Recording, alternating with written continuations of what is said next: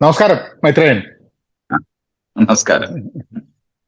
അപ്പൊ ഞാനിങ്ങനെ നമ്മൾ കഴിഞ്ഞ ദിവസം സംസാരിച്ചപ്പോൾ ഞാൻ വിചാരിച്ചു എന്നാ പിന്നെ ഇപ്പം കേരളത്തിലൊക്കെ ഞാനൊരു ഒരു 90 ഡേയ്സ് സോഷ്യൽ ഡീടോക്സിലാണ്. അതെയോ? ഫേസ്ബുക്കും ഇൻസ്റ്റാഗ്രാമും ഒക്കെ എന്റെ ഫോണിൽ നിന്ന് ഡിലീറ്റ് ചെയ്ത്, അതല്ലാണ്ട് എന്തൊക്കെ വാർത്തകൾ നമ്മളുടെ അടുത്തേക്ക് എത്തുന്നു അല്ലെങ്കിൽ നമ്മൾ തേടി പിടിക്കുന്നു എന്നുള്ളത് നോക്കി ഇങ്ങനെ ജീവിക്കാൻ വിചാരിച്ചു. അപ്പം അത് അതിലൊക്കെ ശരി. ചില വാർത്തകൾ വരുന്നുണ്ട്. നമ്മളൊരു റിയാക്റ്റീവ് ജീവിതത്തിൽ നിന്നും ഒരു പ്രൊആക്റ്റീവ് ജീവിതത്തിലേക്ക് മാറാൻ പറ്റും എന്നുള്ള ശ്രമമാണ്. ആ. ഏഹ് അതിന്റെ ഭാഗമായിട്ട് മനസ്സിലാവുന്നത് കൂടുതൽ വായിക്കാൻ സമയം കിട്ടുന്നു, കൂടുതൽ ഫോക്കസ് കിട്ടുന്നു. ഏഹ് ആകെപ്പാടെ ഒരു മനസ്സമാനുണ്ട്. ഏഹ് അത് ശരിയാണോ തെറ്റാണോ ഒന്നും ഇല്ല, പക്ഷെ എന്നാലും ട്രൈയിങ് ദാറ്റ്. ഒരു കഴിഞ്ഞൊരു 10 വർഷമായിട്ട് സാമൂഹ്യ മാധ്യമം നിരന്തരം ഉപയോഗിച്ചിട്ട് അത് ഉപയോഗിക്കാതിരിക്കുന്ന സമയത്ത് ഒറ്റപ്പെട്ടു പോവുകയും ചെയ്യും. കാരണം അതും ജീവിതത്തിന്റെ ഭാഗമായി വരുന്ന സമയത്ത്. അപ്പൊ ഞാൻ വിചാരിച്ചു നമുക്ക് ഇപ്പൊ പ്രത്യേകിച്ച് കേരളത്തിൽ നടക്കുന്ന സംഭവങ്ങൾ, എസ്പെഷ്യലി ഇത് ഹേമ കമ്മിറ്റി റിപ്പോർട്ടും അത് കഴിഞ്ഞിട്ടുള്ള സംഭവങ്ങളൊക്കെ ഞാനിങ്ങനെ നോക്കുന്ന സമയത്ത് ആൾക്കാർ അതിന്റെ സീരിയസ്നെസ് മനസ്സിലാക്കാതെ ട്രോളുകൾ വഴിയാണ് ആൾക്കാർ ഇതിനെ കമ്മ്യൂണിക്കേറ്റ് ചെയ്യുന്നതും സംസാരിക്കുന്നതും.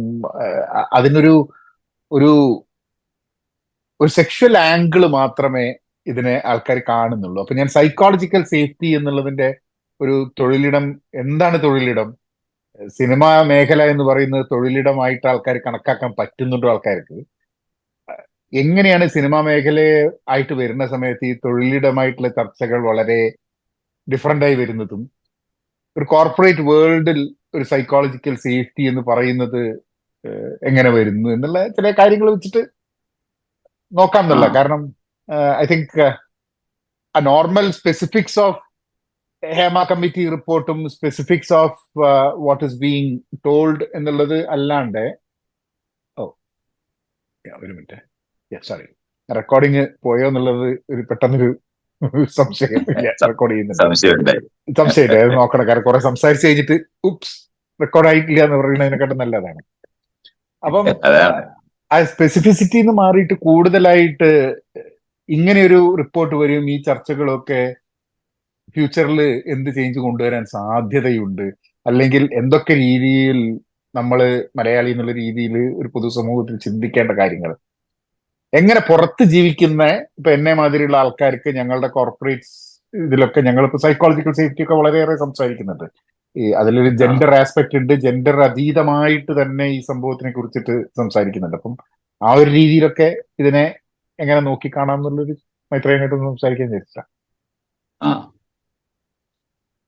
ഞാന് ശരിക്കും പറഞ്ഞാൽ ഇത് ഈ ആൾക്കാർക്ക് ഇതൊരു വിനോദ മേഖലയായിട്ട് മാത്രമാണല്ലോ കാണുന്നത്. അതായത് തൊഴിലിടമായിട്ട് സത്യത്തിൽ മനുഷ്യർ കാണുന്നില്ല എന്നുള്ളൊരു യാഥാർത്ഥ്യമുണ്ട്. ഇപ്പൊ ഒരാള് സിനിമ എടുത്തില്ലേലും എന്താ, അതെ. ഫാക്ടറി അങ്ങനെയല്ലല്ലോ, അതൊക്കെ ആവശ്യമുള്ളതല്ലേ. ഇത് ആദ്യം തന്നെ അത്ര അത്യാവശ്യമുള്ള ഒരു സ്ഥലമല്ല എന്ന് തന്നെയാണ് എല്ലാവരുടെയും ഒരു പൊതു ആയിട്ടുള്ളത്. ഇപ്പൊ സിനിമ എടുക്കാതൊക്കെ എല്ലാവർക്കും എന്നും ജീവിക്കാൻ പറ്റത്തില്ലേ എന്നുള്ളത്, ബാക്കിയുള്ള കാര്യങ്ങളെല്ലാം ചെയ്താൽ പോരെ എന്ന് ചോദിക്കുന്ന തരത്തിലാണ് അതിനെ കാണുന്നത്. അതുകൊണ്ടാണ് ഈ ആൾക്കാർക്ക് ഇതൊരു തൊഴിലിടമാണെന്ന് എന്തായാലും അവർ ഇതുവരെയും ഈ പൊതുവെ മലയാളികള് ഈ ഇപ്പം വിനോദ് ഇങ്ങനെ പറയുമ്പോ അതിനകത്ത് ആഹ് എന്താണ് സീരിയസ് അല്ലാതെ കമന്റ് എഴുതുന്നത് അതുകൊണ്ടാണ്. കാരണം എല്ലാവർക്കും ഞാൻ ഒരു നാടകം കളിക്കാൻ പോകുന്നത് ഒന്നും അടിയന്തരമായ ആവശ്യമുള്ളതൊന്നും അല്ല, നല്ല നിലവാരത്തിൽ അവിടെ ഇപ്പൊ നിങ്ങളിപ്പോ പോകാതിരുന്നാ പോരെ എന്നുള്ളൊരു ചോദ്യമാണ്. നിങ്ങളിപ്പോ സിനിമ അഭിനയിക്കാൻ പോണ്ട, അപ്പൊ നിങ്ങൾ ഈ പ്രശ്നം അനുഭവിക്കത്തില്ല. ഇങ്ങനെ മാത്രമാണ് അതിനെ കാണുന്നത്. പിന്നെ അത് ഇത് ഒരു എല്ലാവരുടെയും കാഴ്ചക്കകത്തും ഇത് പ്രസിദ്ധി ഉണ്ടാക്കുന്ന ഒരു മേഖലയാണെന്ന് അറിയുന്നത് കാരണം കൊണ്ട് പോകുന്നവരെല്ലാവരും ഈ പ്രസിദ്ധരാകാൻ ശ്രമിക്കുന്നു, പണം ഉണ്ടാക്കാൻ ശ്രമിക്കുന്നവരും. അതും പൊതുവെ എല്ലാവർക്കും കാണുമ്പോ ഒരു കുശുമ്പ് തോന്നുക ഉം, എന്ന് പറയുന്ന ഒരു സംഭവം നമുക്കുണ്ട് പൊതുവെ. അപ്പൊ അവരോട് ഒരേ ആരാധന എന്ന് പറയുന്ന സാധനത്തിന്റെ മറുവശമാണ്. നമ്മൾ ഈ ആരാധിക്കുന്നവരെ ആളുകൾ ഇങ്ങനെ ബഹുമാനിക്കുകയൊക്കെ ചെയ്യുന്നവർക്ക് ഒരേ സമയത്ത് തന്നെ മറുവശത്ത് മറ്റുള്ളവരോട് അത്തരത്തിലുള്ള ഒരു മലയാളിയുടെ ഭാഷ പറഞ്ഞ കുശുമ്പാണ്. ആ കുശുമ്പ് തോന്നുന്നതിന്റെ മറുവശമാണ് ഈ ആരാധന. ഉം. കുറെ പേർക്ക് ഓ അവർക്കിത് സാധിച്ചു, എനിക്ക് സാധിച്ചില്ല. അതേപോലെ തന്നെയാണ് ഇവനൊക്കെ വല്ല കാര്യമുണ്ടോ ഇങ്ങനെ. കാരണം വളരെ പാടുപെട്ട് പണം ഉണ്ടാക്കുന്ന, പാടുപെട്ട് പ്രസിദ്ധി ഉണ്ടാക്കാനായിട്ട് ആളുകൾ ശ്രമിക്കുന്നവരുടെ മുന്നിൽ ഇത് പെട്ടെന്ന് ഇത് അടിച്ചുകൊണ്ട് പോകുന്നവരായിട്ട് കാണുന്നത്, ഇത് ഇങ്ങനത്തെ ഒത്തിരി സാധനങ്ങൾ ഇതിനകത്ത് വർക്ക് ചെയ്യും. അപ്പൊ അത്തരത്തിലുള്ള ഏരുകൾ അതിനകത്ത്. അതുകൊണ്ടാണ് ഈ എന്താ പറയാ തമാശകൾ കൊണ്ട് ഇത്രയധികം മൂടുന്നത്. പക്ഷെ അതേ സമയത്ത് നമുക്കിന്നറിയാം അതൊരു വലിയ, എന്ന് ഞാൻ നമ്മുടെ ഒരു വ്യവസായം എന്നുള്ള നിലവാരത്തിൽ മാത്രമല്ല. ഞാൻ ശരിക്കും പറഞ്ഞ സിനിമയെ കാണുന്നത് സ്കൂൾ തുടങ്ങിയതിന് ശേഷം ഇത്രയധികം ഇൻഫർമേഷൻ കമ്മ്യൂണിക്കേറ്റ് ചെയ്യാനും ആൾക്കാരെ യഥാർത്ഥത്തിൽ എത്രയോ തരത്തിൽ എഡ്യൂക്കേറ്റ് ചെയ്യുന്ന ഒരു വലിയ മേഖലയായിട്ടാണ് ഞാനതിനെ കാണുന്നത്. അത് നമ്മുടെ ടെലിവിഷനും ഒക്കെ അങ്ങനെയാണ്. ആ നിലവാരത്തിൽ ഒരു ഇൻഫർമേഷൻ പാസ് ചെയ്യുന്ന മാത്രമല്ല, ബോധരൂപീകരണം നടത്തുന്ന മേഖലയാണത്. നമ്മൾ സത്യത്തിൽ നമ്മളെ സിവിലൈസ്ഡ് ആക്കാൻ പറ്റുന്ന വലിയൊരു മേഖല ഉള്ളതായിട്ടാണ് ഞാൻ ഉള്ളതായിട്ട് വെറുതെ വിചാരിക്കുകയല്ല, ആണെന്നറിയുന്നതുകൊണ്ട് തന്നെയാണ് സംസാരിക്കുന്നത്. നമ്മൾ പണ്ട് കഥകളിനകത്തൂടെ എങ്ങനെയാണ് രാമായണവും മഹാഭാരതവും ബൈബിളും ഒക്കെ വായിപ്പിച്ച് മനസ്സിനെ രൂപപ്പെടുത്തി ആളുകളെ അന്ന് ഒരു ഹെറാർക്കിക്കൽ സിസ്റ്റത്തിനകത്ത് കൊണ്ടുവരുന്നതിന് വേണ്ടി ഉണ്ടാക്കിയതാണ് ഇത്തരത്തിലുള്ള കഥകളും കവിതകളും ഒക്കെ എന്ന് പറയുന്നത് പോലെ തന്നെ അതിന്റെ തുടർച്ചയ്ക്കകത്ത് വന്നിരിക്കുന്ന സമഗ്രമായ സകല ആർട്ടും കൂടെ ഒന്നിച്ചു ചേർന്ന ഒരു ഇടമാണ് ഈ സിനിമ എന്ന് പറയുന്നത്. അതെ. അത് വലിയൊരു ടീം വർക്കും അതിനകത്ത് അത് എങ്ങനെയാണ് മനുഷ്യനെ രൂപപ്പെടുത്തുന്നത്, നമ്മുടെ കാഴ്ചകൾ ഉൽപ്പാദിപ്പിക്കുന്നത് നമ്മൾ അറിയില്ല. നമ്മൾ ഈ നമ്മുടെ ഇന്ദ്രിയങ്ങളിനകത്തൂടെ എനിക്ക് തോന്നുന്നത് ടച്ച് ഒഴിച്ച് ബാക്കിയുള്ള എല്ലാ ടച്ചും ടേസ്റ്റും, ഏറ്റവും പ്രാഥമികമായിട്ടുള്ള 2 ഇന്ദ്രിയങ്ങൾ ഒഴിച്ച് ബാക്കി മുഴുവനെയും തൊടാൻ പറ്റും. അങ്ങനെ തൊട്ട് മനസ്സിനെ രൂപീകരിക്കാൻ പറ്റുന്ന ഒരു ഇടമായിട്ടും അതിനെ അങ്ങനെ തന്നെ സീരിയസ് ആയിട്ട് കാണുകയും ചെയ്യേണ്ടതായ ലോകമാണ്. സിനിമ തുടങ്ങുന്ന കാലത്തൊക്കെ ആൾക്കാർ അങ്ങനെ തന്നെ അത് കണ്ടിരുന്നു എന്നാണ്. വളരെ സീരിയസ് ആയിട്ടാണ് സിനിമ എല്ലാം എടുത്തു തുടങ്ങിയിരുന്നത്. ആളുകളെ ഉത്ബോധിപ്പിക്കണം എന്നുള്ള നിലവാരം നമ്മൾ നോക്കിയാൽ മതി. സിനിമ തുടങ്ങിയ ഏത് രാജ്യത്തും ആ തുടക്കത്തില് വളരെ കമ്മിറ്റഡ് ആയിട്ട് ഈ സിനിമ വളരെ നന്നായി എടുക്കണമെന്ന് ആലോചിച്ച്, ആ നന്നായി എടുക്കുക എന്ന് പറഞ്ഞാൽ എന്റർടൈൻമെന്റ് എന്നുള്ള കൺസെപ്റ്റിലേ അല്ലായിരുന്നു.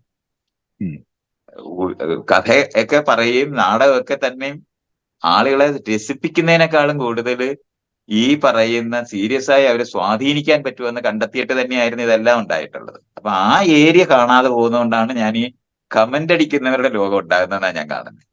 അല്ല, അത് വളരെ പക്ഷെ ശരിയാണ്. ആ വളരെ വളരെ റെലവെന്റ് ആണ്. കാരണം ഇവിടെയൊക്കെ ഇപ്പൊ ചില ലോങ് ടേം സീരീസുകൾ ഉണ്ടല്ലോ, ടി വിയിലൊക്കെ വരുന്ന ചില, OTT വരുന്ന ചില സീരീസ് ഒക്കെ, അതൊക്കെ നമ്മളുടെ സാമൂഹ്യ ബോധത്തെയും നമ്മളുടെ ജസ്റ്റിസ് സിസ്റ്റത്തെയും ഇക്വാലിറ്റി, അതിലൊക്കെ അണ്ടർ പിന്നിങ്സ് മനസ്സിലാക്കാൻ ആൾക്കാർക്ക് സഹായിക്കുന്നുണ്ട് എന്നുള്ളതാണ് ചില കഥകളിലൂടെ. ആ അത് അതിനകത്ത് നമ്മൾ എന്തിനാണ് ഈ വെറും ഒരു വിനോദ ഉപാധിയാണെന്നൊക്കെ നമ്മൾ ആൾക്കാർ ഇങ്ങനെ പറയുന്ന സ്ഥലത്ത് എന്തിനാണ് പിന്നെ സെൻസറിങ് എന്ന് പറഞ്ഞൊരു സെൻസർ ബോർഡ് വെച്ച് എന്തിനാണെന്നുള്ള കാര്യം പറയണ്ടേ? ഇനിയും വെറുതെ ഇങ്ങനെ കണ്ടോണ്ടിരിക്കുമ്പോൾ നമ്മളെ സ്വാധീനിക്കത്തില്ലെന്നുണ്ടെങ്കിൽ ലോകത്ത് എപ്പോഴെങ്കിലും പരസ്യം ഉണ്ടാവുമോ? ഒരു പ്രോഡക്റ്റ് വിറ്റെടുക്കുന്നതിന് അവർ പരസ്യം ചെയ്യുന്ന എന്തുകൊണ്ടാണെന്ന് അറിയണ്ടേ? നമ്മളെ എത്രത്തോളം സ്വാധീനിക്കും എന്നുള്ളത് കൊണ്ടല്ലേ. ഓരോ വീട്ടിലും കയറി ഒരു സാധനം എങ്ങനെയാണ് നിങ്ങൾ മേടിക്കേണ്ടതെന്ന്, ഞങ്ങളുടെ കമ്പനിയുടെ ഉണ്ടാക്കുന്ന പ്രോഡക്റ്റ് ഏറ്റവും നല്ലതാണെന്ന് കാണിക്കാൻ വേണ്ടി ഈ പരസ്യം മുഴുവനും, ശരിക്കും പറഞ്ഞാൽ നമ്മള് സൈക്കോളജി മുഴുവനും ലോകത്തുണ്ടായിട്ട് അതിന്റെ മുഴുവനും എക്സ്പ്രഷന്റെ എല്ലാ മേഖലയും ഇതിനകത്തെല്ലാം ഉണ്ടായി. എങ്ങനെയാണ് രൂപപ്പെടുത്തുന്നത് എന്നുള്ളതിന് സംശയരഹിതമായി. അതുകൊണ്ട് സിനിമയ്ക്കകത്ത് പോയി അഭിനയിച്ചവരെല്ലാം അമേരിക്കയിലും പ്രസിഡന്റ് ആയി എന്നുള്ള കാര്യം നമുക്കറിയാം. പിന്നെ ഈ പോസ്റ്റർ എല്ലായിടും ഒട്ടിക്കുന്ന എന്തിനാണെന്ന്, ഈ ഇലക്ഷന് എന്തിനാണ് ഈ പ്രചാരണമൊക്കെ നടത്തി ഇത് സംസാരിക്കുകയും പറയുകയും ചെയ്യുന്നത്? ആളുകളെ സ്വാധീനിക്കാൻ തന്നെയല്ലേ. അതിന്റെ മാസീവായ ഇതാണെന്ന് കണ്ടെത്തിയത് വഴിയാണല്ലോ സിനിമകൾ നിരോധിക്കുന്നതുണ്ടായത്, സിനിമകൾ സെൻസർ ചെയ്യുന്നതുണ്ടായത്, സിനിമകൾ എടുക്കാനായിട്ട് സപ്പോർട്ട് കൊടുക്കത്തില്ല എന്ന്, ഞങ്ങൾ ഇത്തരത്തിലുള്ള സിനിമകൾക്ക് സപ്പോർട്ട് കൊടുക്കരുതെന്ന്, ചിലതിനെ പ്രൊമോട്ട് ചെയ്യുന്ന എന്തിനാണെന്നൊക്കെ വരുമ്പോഴാണ് മനോരൂപീകരണത്തിനകത്ത്, ബോധരൂപീകരണത്തിനകത്ത് നമ്മളെ എങ്ങനെയാണ് ലോകത്തിനെ കാണേണ്ടതെന്ന് പഠിപ്പിക്കുന്നതിന് മുഴുവൻ ഇത് ഉപയോഗിക്കുന്നു എന്നുള്ള കാര്യമൊക്കെ നമ്മൾ കാണേണ്ടത്. ഈ ഏരിയ ഒക്കെ അങ്ങ് മറന്നു പോയിട്ട് അനാവശ്യമായ, കാരണം പണ്ടത്തെ ഇങ്ങനെ ഈ ആർട്ടിനോട് ഒരു വിമുഖത ശരിക്കും പറഞ്ഞാൽ ചില മതങ്ങളിൽ രൂപപ്പെട്ടിട്ടുണ്ട്. കാരണം അത് ഈ അവർക്ക് നിയന്ത്രിക്കാൻ കഴിയാത്ത തരത്തിൽ മറ്റു മേഖലകൾ അതിനകത്ത് വരും എന്ന് അവർ കാണുന്നതുകൊണ്ടാണ് അത് ഒരിക്കലും അതിനെ പ്രൊമോട്ട് ചെയ്യാതിരുന്നത്. ഇപ്പൊ നമുക്ക് അത് സിസ്റ്റം സിനിമ ചാപ്പലിലൊക്കെ സിനിമ എന്നൊരു സംഭവം തുടങ്ങുന്നതിന്റെ മുമ്പേ രൂപീകരിക്കപ്പെട്ട ചില ആ നിയമങ്ങളാണ്. അതെ അതെ, അത് അവന് വെറുതെ നോക്കിയാൽ മതി. ആ ബൈബിളിന്റെ ചിത്രമൊക്കെ വരയ്ക്കാനെ മൈക്കലേഞ്ചലോയെ ഏൽപ്പിക്കുമ്പോ ഉം.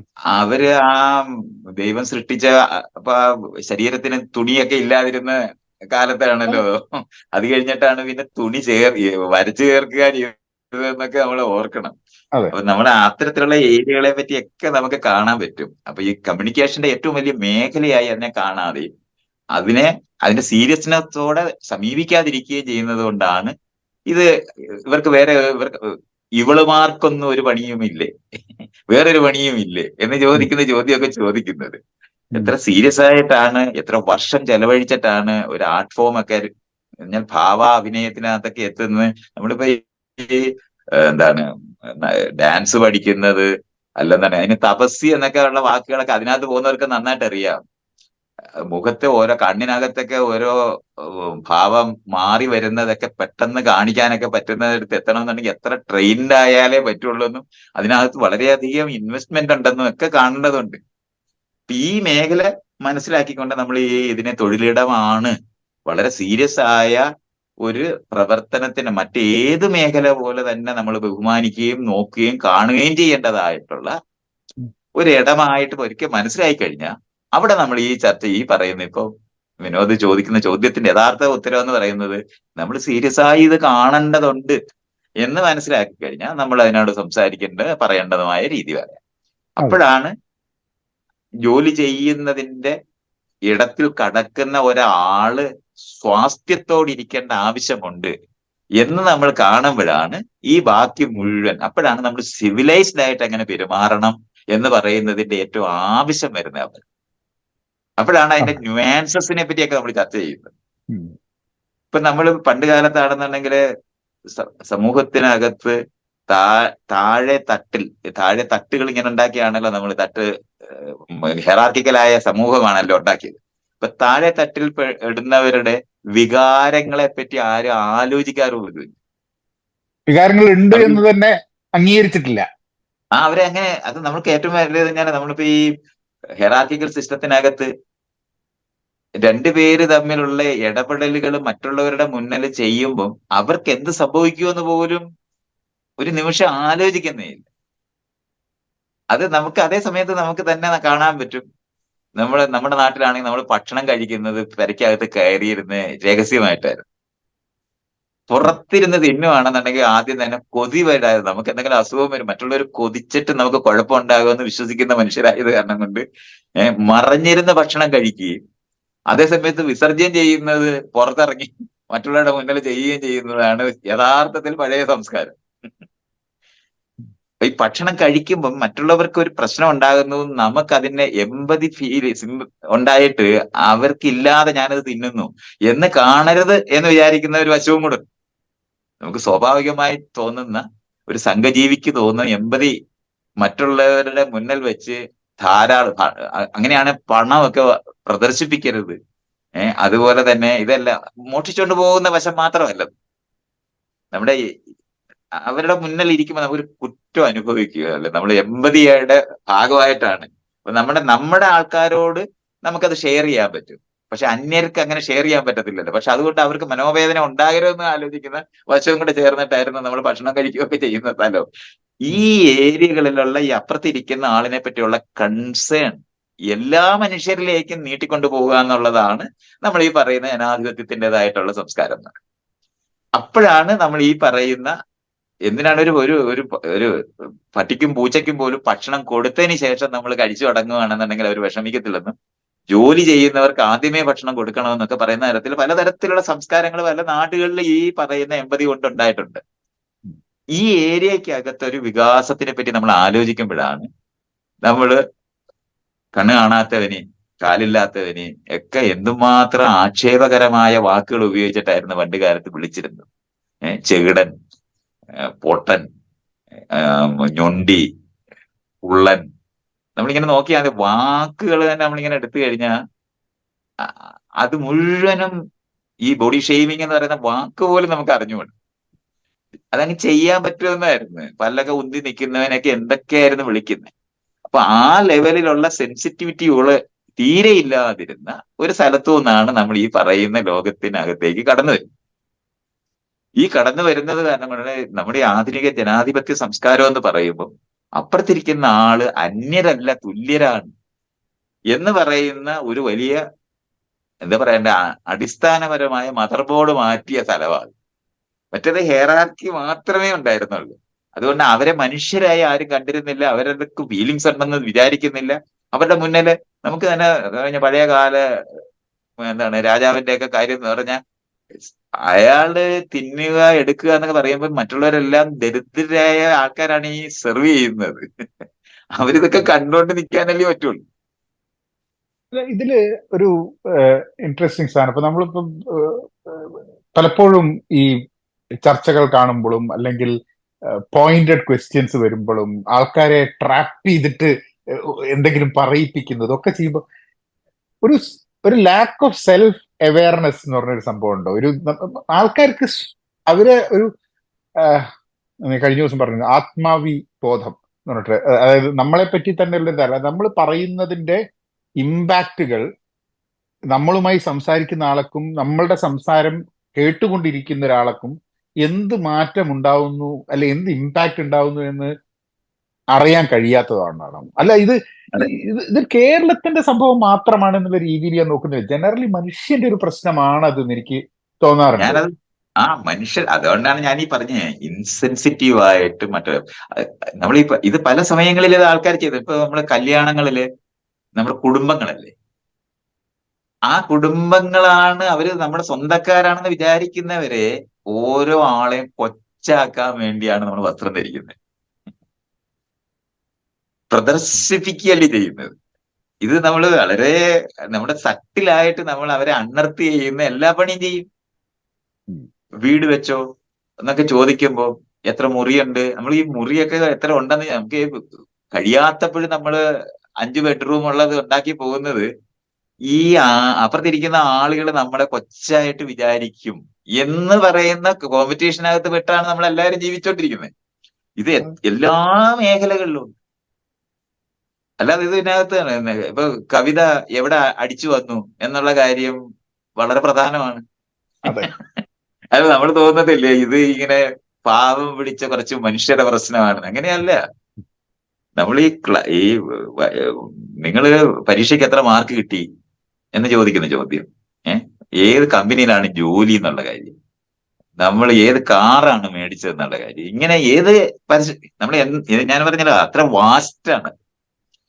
അങ്ങനത്തെ ഞാൻ ഒരു സ്റ്റാർ തോളയില് ഇത്തവണ കിട്ടിയില്ല എന്നുണ്ടെങ്കിൽ ജീവിക്കാൻ പറ്റുന്നത്. ഞാൻ പദവി എന്ന് പറയുന്നത് എന്താണെന്ന് പോലും മനസ്സിലാക്കാൻ ആളുകളെ ശരിക്കും പറഞ്ഞ അവരുടെ യഥാർത്ഥത്തിലുള്ള ആഗ്രഹങ്ങളെ ഇല്ല കൊടുക്കാതെ അവർക്ക് എന്തോ കൊടുത്തെന്ന് തോന്നിപ്പിക്കാൻ പണ്ട് ഡിസൈൻ ചെയ്ത ഒരു സംഭവമാണ് ഈ പദവി എന്ന് പറയുന്നത്. ഇപ്പൊ 4 സ്റ്റാർ ആ പട്ടാളത്തിനകത്തോ അല്ലെന്നുണ്ടെങ്കിൽ ഒരു പോലീസിനകത്ത് മാത്രം, മറ്റുള്ളവർക്ക് ആ സ്റ്റാറിന് ആ മൂല്യമൊന്നുമില്ല, അവർക്കതൊന്നും കണ്ടാൽ പോലും മനസ്സിലാകത്തില്ല. ഒരു സിസ്റ്റത്തിനകത്ത് ആളുകളെ വായടപ്പിച്ച് ഇരുത്താനായിട്ട് അവർക്ക് എന്തോ കിട്ടിയെന്ന് തോന്നിയും കൊടുക്കാതിരിക്കുകയും ചെയ്യുന്നതിനാണ് നമ്മൾ ഈ ശരിക്കും പറഞ്ഞ ഈ പദവികൾ മുഴുവൻ കണ്ടുപിടിച്ചത്. എല്ലാവർക്കും ഷെയർ ചെയ്യാനൊക്കത്തില്ല അത്, പക്ഷെ ഇവർക്ക് എന്തോ ഒന്ന് കിട്ടി എന്ന് അത് പരസ്യമായി ഒരു സ്റ്റേജിൽ കയറി നമ്മൾ ഒരു അവാർഡൊക്കെ കൊടുക്കുമ്പോൾ ഇങ്ങനത്തെ ഒരു കടലാസ് കഷ്ണവും ഒരു തുണി കഷ്ണവും പുറത്തോട്ട് ഇട്ട് പൊന്നാട ഇട്ടു എന്ന് തോന്നിപ്പിച്ച് അങ്ങ് വിട്ടാൽ മതി, അംഗീകാരം കിട്ടിയെന്ന് തോന്നുകയും. ഇതിങ്ങനെ നമുക്ക് തന്നെ എല്ലാവർക്കും അറിയാം, ആ കൊടുത്ത ആള് ആ യൂണിവേഴ്സിറ്റി ഉണ്ടെങ്കിലല്ലയോ സർട്ടിഫിക്കറ്റിന് വിലയുണ്ട്. യൂണിവേഴ്സിറ്റി അങ്ങ് പോയാൽ ഒരു കാര്യമില്ലാതായി പോവല്ലോ. പക്ഷെ നമ്മളിപ്പം അത് തീർത്തും പറയുന്നത് അങ്ങനെ വെക്കുമ്പോ തന്നെ ധാരാളം ആൾക്കാർക്ക് അർത്ഥം നഷ്ടപ്പെടില്ല ഈ കുറെ കാര്യം ചെയ്യുന്നതിന്റെ. അതാണ് ഞാനിതിനകത്ത് ഇത് പണ്ട് ഈ സ്പിരിച്വൽ എന്ന് പറഞ്ഞ വിഭാഗങ്ങള് ഈ ഒരു എംപ്റ്റിനെസ് ഇതിനകത്തുണ്ട് എന്ന് കാണുന്ന ഒരു ഏരിയ അവർക്കുണ്ടായിരുന്നു. പക്ഷെ അതിനെ നമ്മൾ തിരിച്ചിട്ടിട്ടാണ് ഈ അംഗീകാരം എന്ന് പറയുന്നത്. ഞാൻ എഴുതുന്ന എന്റെ പുസ്തകത്തിനകത്ത് ഞാൻ എഴുതിയായിരുന്നു, അംഗീകാരം ഭക്ഷണം പോലെയാണ് മനുഷ്യർക്ക്. നമ്മളൊരു സംഘജീവി ആയതുകൊണ്ടാണ് ഞാൻ ഈ പറയുന്നതൊക്കെ വർക്ക് ചെയ്യുന്നത്. പക്ഷെ അത് സൂക്ഷ്മമായിട്ട് നമുക്ക് പരിശോധിച്ചാൽ നമുക്ക് കാണാൻ പറ്റും, ഇതൊരു കൺട്രോൾ സിസ്റ്റം പോലെയാണ്. ഈ ആരാണോ അധികാരത്തിലിരുന്നവര് അവര് ഈ ആളുകൾക്ക് യഥാർത്ഥത്തിൽ അവരുടെ എന്താണ് സ്വത്തോ റിസോഴ്സസോ ഷെയർ ചെയ്യാതെ ഇവർക്ക് എന്തോ കിട്ടി എന്ന് തോന്നിപ്പിക്കുന്ന നിലവാരത്തിൽ ഈ മെക്കാനിസം ചെയ്യാൻ പറ്റും. അതാണ് അതിനാണ് അത് ഡിസൈൻ ചെയ്ത് അപ്പൊ രണ്ടുപേര് തമ്മിലുള്ള ഒരു സ്ഥാനത്തിന് വേണ്ടി വഴക്കുണ്ടാക്കുമെന്ന് അറിയുന്ന കാരണം കൊണ്ട് അവരെ ഒരാളെ ഇതിന് സഹായിക്കുന്ന ആളുകളാണെന്ന് തോന്നിപ്പിക്കുന്ന നിലവാരത്തിൽ നിർത്താനും ഒക്കെ പറ്റുമായിരുന്നു. അപ്പൊ അങ്ങനെയൊക്കെയായിരുന്നു അത് കൺട്രോൾ ചെയ്തിരുന്നത്. ഇതിന്റെ പ്രോഡക്റ്റ് ആണ് ഇന്ന് നമ്മുടെ സമൂഹം, സംശയമൊന്നും വേണ്ട. അതുകൊണ്ട് നമുക്കിപ്പോ ഒരു സ്ഥാനം നൽകാതെ നമുക്ക് സമാധാനമായിട്ടൊന്നും നമുക്ക് ആർക്കെങ്കിലും ഇരിക്കാൻ പറ്റുമെന്ന് തോന്നുകയില്ല. നമ്മൾ അതിന്റെ പ്രോഡക്റ്റ് ആണ്, നമ്മൾ ഇന്നത്തെ സമൂഹം അതാണ്. അതെ. അപ്പൊ അപ്പൊ അത് എനിക്കത് അങ്ങനെ അറിയാം. ആ, അതുകൊണ്ടാണ് ഈ മെറ്റീരിയൽ പൊസഷൻ എന്നൊക്കെ പറഞ്ഞ് പണ്ട് കാലത്ത് ഈ സ്പിരിച്വൽ ആൾക്കാർ അതിന്റെ പുറകെ നിങ്ങൾ പായരുത്, ഇതൊന്നും ഒന്നുമല്ല എന്നൊക്കെ പറയുമ്പോൾ അതിനകത്തൊരു ശരി നിലനിൽക്കുമ്പോൾ തന്നെ അതിൽ ബിൽറ്റ് ചെയ്തുണ്ടാക്കിയ വലിയൊരു സമൂഹത്തിനകത്താണ് ഇന്ന് നമ്മൾ ജീവിക്കുന്നത് കാരണം കൊണ്ട് നമുക്ക് ഈ പറയുന്ന അംഗീകാരങ്ങളൊക്കെ ആവശ്യമാണ്. ആ അംഗീകാരങ്ങൾ കൊടുക്കുന്ന സമയത്ത് ഇത്തരത്തിലുള്ള വളരെ സൂക്ഷ്മമായ വ്യത്യാസങ്ങളും കാര്യങ്ങളും ഒക്കെ മനുഷ്യനെ വലിയധികം ഹർട്ട് ചെയ്യാൻ പറ്റും. ഇപ്പൊ ഒന്നാം സ്ഥാനം കിട്ടാതായി പോയി കഴിഞ്ഞാൽ ജീവിതാംഗമാരായി പോകുന്ന മനുഷ്യരുണ്ടാകത്തില്ല. ഇപ്പൊ ഉം. ഒളിമ്പിക്സിനകത്ത് ഗോൾഡ് മെഡൽ കിട്ടണം എന്ന് ആലോചിച്ച് 2-3 വർഷമായിട്ട് ട്രെയിൻ ചെയ്ത ഒരാളോട് ചെന്നിട്ട് അത് കിട്ടാതെ പോയാൽ ഉണ്ടാകുന്ന മോഹഭംഗം എന്ന് പറയുന്നത്, ഇയാള് സൈക്കോളജിയുടെ വശം പറയുന്ന കാരണം കൊണ്ടാ ഞാൻ അത് എന്തെല്ലാം സട്ടിലായ മേഖല ഇതിനകത്ത് നിൽപ്പുണ്ടെന്നറിയാം. ഈ ഏരിയകളെല്ലാം ഉപയോഗിച്ചുണ്ടാക്കി വന്നിരിക്കുന്ന ഒരു സമൂഹത്തിന്റെ അറ്റത്താണ് നമ്മൾ എല്ലാവരും ഇരിക്കുന്നത്. അത് നമ്മൾ ഇവിടെ അംഗീകരിക്കപ്പെടണം എന്നുള്ളത്, അതായത് നമ്മളൊരു പൊതുസമൂഹവും നമ്മുടെ ലോകത്ത് അംഗീകാരം വഴി നമ്മൾ തട്ടുകൾ കയറണമെന്ന് പറയുന്നത് ഒരു ഭാഗത്തും, ഒരു മനുഷ്യൻ എന്നുള്ള രീതിയിൽ എന്നെ അംഗീകരിക്കണം എന്ന് വിചാരിക്കുന്ന ഒരു ബേസിക് ഒരു നീഡും ഉണ്ട് ആൾക്കാർക്ക്, അല്ലെ? അതെ, എന്നെ ഒരു അതെ, ഇൻഡിവിജ്വൽ ആയിട്ട് കണക്കാക്കൂ, എനിക്കും ഇവിടെ ജീവിക്കാൻ യോഗ്യത ഉണ്ട്, എനിക്കും അതെ. അതിനുള്ള ഇതുണ്ട് എന്നുള്ളത് അംഗീകരിക്കുന്നു. ആ രണ്ടും നമുക്കതൊരു ഭയങ്കര ലെവൽസ് ഓഫ് അംഗീകാരം എന്നുള്ള സംഭവം ഉണ്ടല്ലോ മനുഷ്യന്. അതുണ്ട്. അവിടെയാണ് നമ്മൾ അപ്പുറത്തിരിക്കുന്നവരെല്ലാവരും മനുഷ്യരാണ്, നമ്മളെല്ലാവരും തുല്യരാണ് എന്ന് പറയുന്നതാണ് ഇപ്പൊ വിനോദ് പറയുന്ന അടിസ്ഥാനമായി ആധുനിക ജനാധിപത്യ സമൂഹത്തിന്റെ അടിസ്ഥാനം. മറ്റേതങ്ങനല്ല. തട്ടിനകത്ത് നീ അതുകൊണ്ട് നമ്മുടെ നാട്ടിലാണെങ്കിൽ നമ്മുടെ കർമ്മം കൊണ്ട് നമ്മള് ഓരോ തട്ടിപ്പെട്ടവരാ. ഒന്നും ചെയ്യാൻ പറ്റില്ല, എനിക്കങ്ങനെ അത് കുടുങ്ങി ഇനി. മാത്രമാണ് ഇമ്മ്യൂട്ടബിൾ ആയിട്ടുള്ള ലോ ആണെന്നുള്ള നിലവാരത്തിലാണ് നമ്മളെ അങ്ങനെയാണ് നമ്മളെ നിയന്ത്രിച്ചിരുന്നത്. അതേ സമയത്ത് ജനാധിപത്യ സമൂഹങ്ങള് അല്ലെന്നുണ്ടെങ്കിൽ ഈ സ്വത്ത് ആർജിക്കാൻ പറ്റുന്ന സമൂഹങ്ങളിലോട്ട് മാറുമ്പോൾ അവിടെയാണ് നമ്മൾ മോട്ടിവേഷണൽ ക്ലാസ്സും കാര്യങ്ങളും എല്ലാം വന്ന് നിങ്ങൾക്ക് ജനിച്ചവർക്ക് എല്ലാം പ്രസിഡന്റ് ആകാൻ പറ്റുമെന്ന് നമ്മൾ കുട്ടിക്കാലത്ത് നമ്മളെ പഠിപ്പിക്കുമ്പോൾ പറയുമായിരുന്നല്ലേ, നമ്മളെല്ലാം പ്രസിഡന്റ് ആകാൻ പറ്റുന്നത്. അത് അങ്ങനെ മോട്ടിവേറ്റ് ചെയ്ത് എല്ലാവരെയും മുകളിലേക്ക് കൊണ്ടുവരിക, താഴോട്ട് പോകാനല്ല. എല്ലാവർക്കും സ്പേസ് ഉണ്ടാക്കുന്ന സമാന്തരമായ സ്ഥലങ്ങൾ ഉണ്ടായപ്പോഴാണ് നമ്മൾ ഈ മനുഷ്യരുടെ മനസ്സിനെ പറ്റി, അതിന്റെ സൂക്ഷ്മതകളെ പറ്റി, അതിനെ എങ്ങനെ നമ്മൾ കണ്ടീഷൻ ചെയ്ത് നമ്മൾ ഉണ്ടാക്കുന്നതിനെ പറ്റിയൊക്കെ ഉള്ള നമ്മൾ സൈക്കോളജി എന്ന് പറയുന്ന മേഖലകൾ മുഴുവനും വികസിക്കുന്നത്.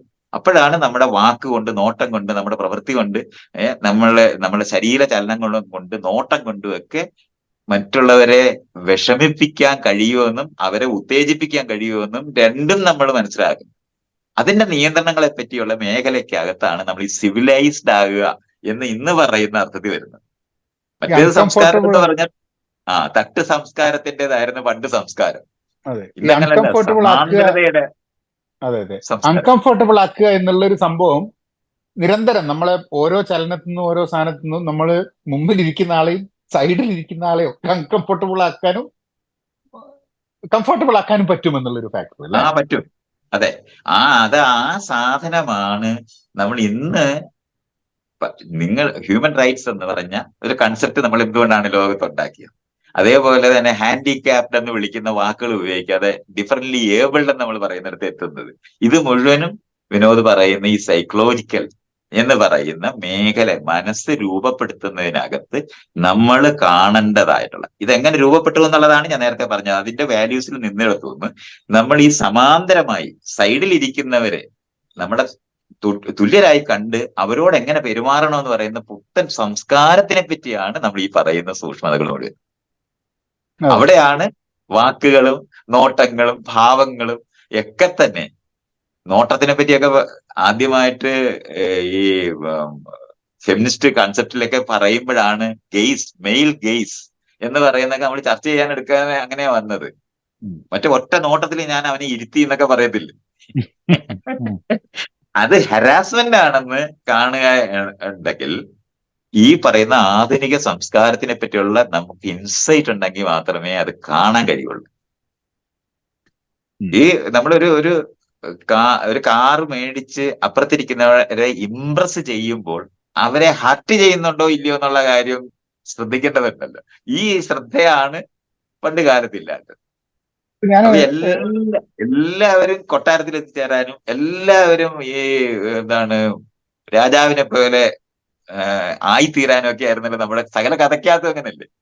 ഈ കഥ മുഴുവൻ ഒരിടത്തൊരിടത്ത് രാജാവ് രാജകുമാരി ഉണ്ടായിരുന്നു എന്നൊക്കെ പറയുന്ന തരത്തിലാണ് വാല്യൂ സിസ്റ്റം മുഴുവൻ നിന്നിരുന്നത്. നമുക്കൊരു റോയൽ ട്രീറ്റ് ആണ് തന്നത് എന്നാണ് നമ്മളെ കൂട്ടുകാരൻ നമ്മളെ വിളിച്ചിട്ട് ഭക്ഷണം തരുമ്പോൾ നമ്മൾ പോയി പറയുന്നത്. അപ്പൊ ഈ വാല്യൂ അതായിരുന്നു. അവിടുന്നാണ് നമ്മൾ ഈ സമാന്തരമായ സൈഡിലേക്ക് നോക്കുന്ന, ഒരാളുടെ ഒപ്പമല്ല ഒപ്പം ഇരിക്കുന്ന, എല്ലാവരും തുല്യരായിരിക്കുന്ന സംസ്കാരത്തിലേക്ക് വരുമ്പോഴാണ് നമ്മുടെ ഈ കമ്പനികളൊക്കെ തന്നെ, നമ്മുടെ ഈ വർക്കിംഗ് മേഖല തന്നെ മാറുന്നത്. അങ്ങനെയാ. വിളി മലയാളി ഉണ്ടാക്കിയതല്ലല്ലോ, ഇംഗ്ലീഷുകാരുണ്ടാക്കിയതല്ലേ. അവരിന്ന് അവരെ എല്ലാവരും പേര് വിളിച്ചിട്ടല്ലേ പരസ്പരം സംബോധന ചെയ്യുന്നത്. ഇന്ന് നമുക്ക് കോർപ്പറേറ്റ് സംസ്കാരത്തിലോട്ട് പോകുമ്പോൾ ആധിപത്യം കൊണ്ട് അവര് സിഇഒ ആയിരിക്കാം അല്ലെ, പക്ഷെ അവരെ എല്ലാം സംബോധന ചെയ്യുന്നതും പെരുമാറുന്നതിനകത്തും നമ്മൾ ഈ തുല്യത എന്ന് പറയുന്നത് നീഡ്ഫുൾ ആണെന്ന് നമ്മൾ കാണുന്ന സ്ഥലമുണ്ട്.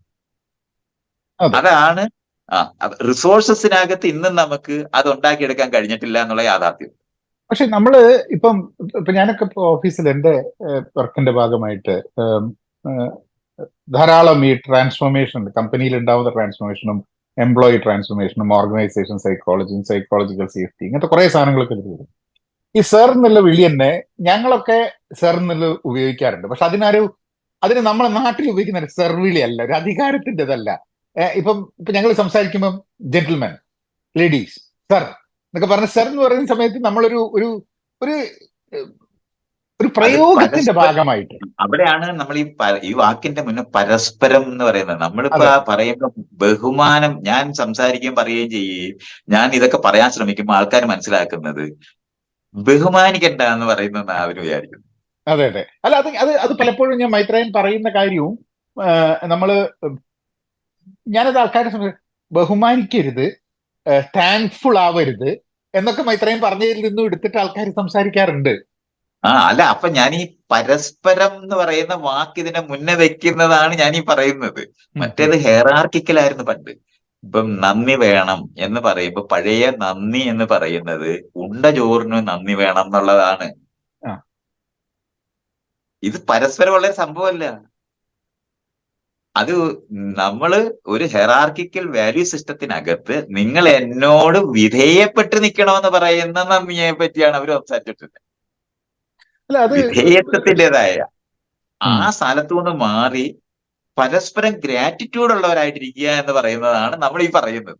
ഞാനിപ്പോ ഈ നന്ദി വേണ്ട എന്നുള്ളത്, ആളുകൾ ഗ്രേറ്റ്ഫുൾ ആകുക എന്ന് പറയുന്ന സാധനം വേണ്ട എന്നുള്ളതല്ല, ഇത് പരസ്പരമായിരിക്കണം എന്ന് പറയുന്നതിനാണ്. മറ്റേതങ്ങനല്ല. അറിവ് നൽകുന്നവനും ധനം നൽകുന്നവനും മറ്റുള്ളവരെ ഒക്കെ സഹായിക്കുന്ന ആളും മുകളിൽ നിന്ന് താഴോട്ടാണ്. പഴയ മൂല്യം മുഴുവൻ എടുത്താൽ മതി. കരുണാപൂർവ്വം പെരുമാറണം എന്നാണ്. മുകളിൽ നിന്ന് താഴോട്ടാണ്. അനുഗ്രഹം കൊടുക്കുന്നവരാണ്. തലയിൽ തൊട്ട് അനുഗ്രഹിക്കുകയാണ്, കാലയിൽ നമസ്കരിക്കുന്ന ഈ ആൾക്കാര് ഇങ്ങനെ ഉയർന്ന പൊസിഷനിൽ ഇരിക്കുന്നവരോട് അത് അനുഭവിക്കുന്ന ആളിന് തോന്നേണ്ട വിധേയത്വത്തോടെ കലർന്ന നന്ദിയെ പറ്റിയാണ് അവർ സംസാരിക്കാറുണ്ടായത്. അവിടെയാണ് ഞാൻ പറഞ്ഞ ചോറ് നീ പണിയെടുത്തിട്ട് കിട്ടിയതല്ല, ഞാൻ തന്നതാണ്. അതാണ് ഉണ്ട ചോറിന് നന്ദി വേണം എന്ന് പറയുമ്പോൾ ഇവന്റെ 16 മണിക്കൂർ തൊട്ട് 18 മണിക്കൂർ പണിയെടുത്തവനാണ് ഈ ചോറ് കൊടുത്തിട്ടുള്ളത്, അല്ലാതെ കൊടുത്തിട്ടില്ല. ആ കൊടുത്ത ചോറിന് നിങ്ങൾ ഈ ചോറ് എന്റേതാണെന്നും ഈ ഭൂമി എന്റേതാണെന്നും ഈ കാണുന്ന റിസോഴ്സസ് എല്ലാം എന്റേതാണ്, അത് നിനക്ക് അവകാശപ്പെട്ടതല്ല എന്ന് അവരെ ബോധ്യപ്പെടുത്തുന്ന ഗ്രാറ്റിറ്റ്യൂഡിനെയാണ് നമ്മൾ വേണ്ടത്. അതെ അതെ. ഇതാണ്. പരസ്പരം വേണം.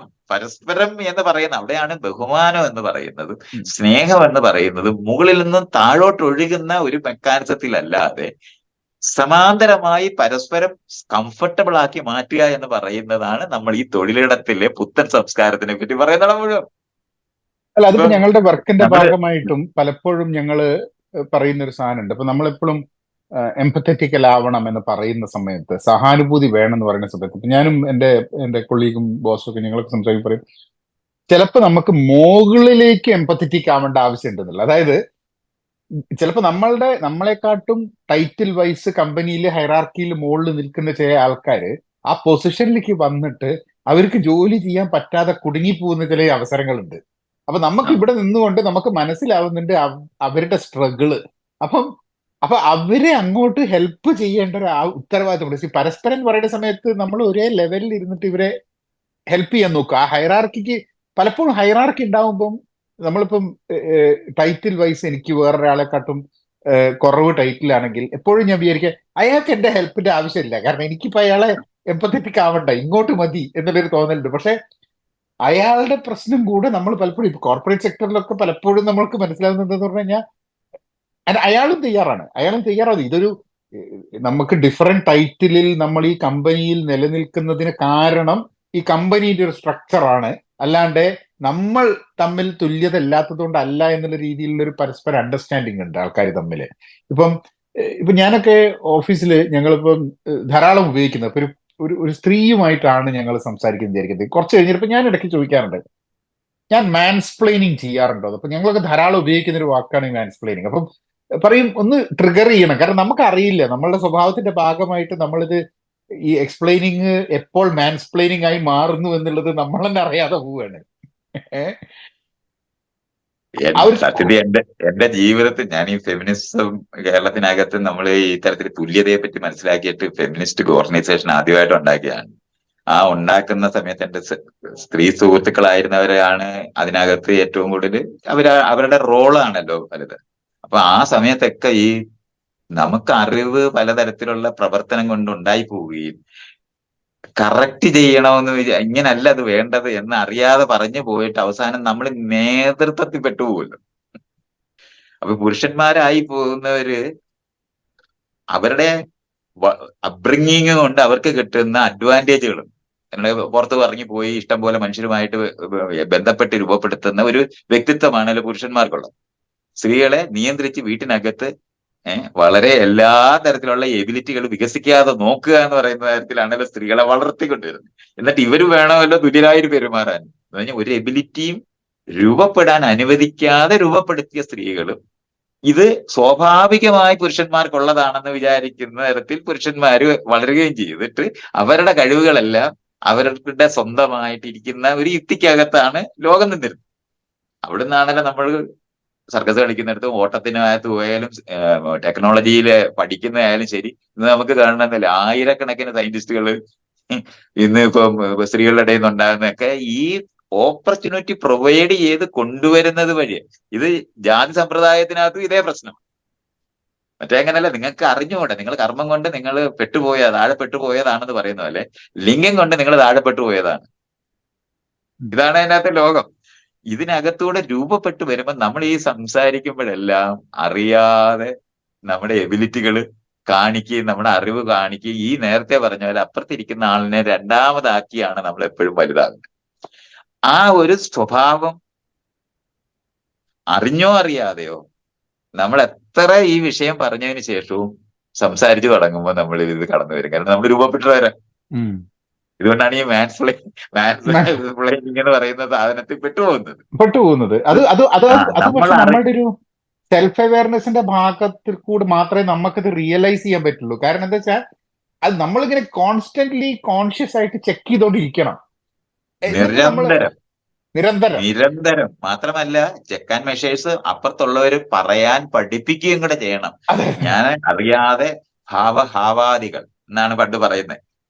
ചേഷ്ടകളിലൂടെ നമ്മൾ അറിയാതെ ഡോമിനന്റ് ആയിട്ട് ഞാൻ എന്റെയൊക്കെ വീട്ടിൽ ജനിച്ചിട്ട് മര്യാദയുള്ള മനുഷ്യനാകാനൊന്നും സാധ്യമല്ല.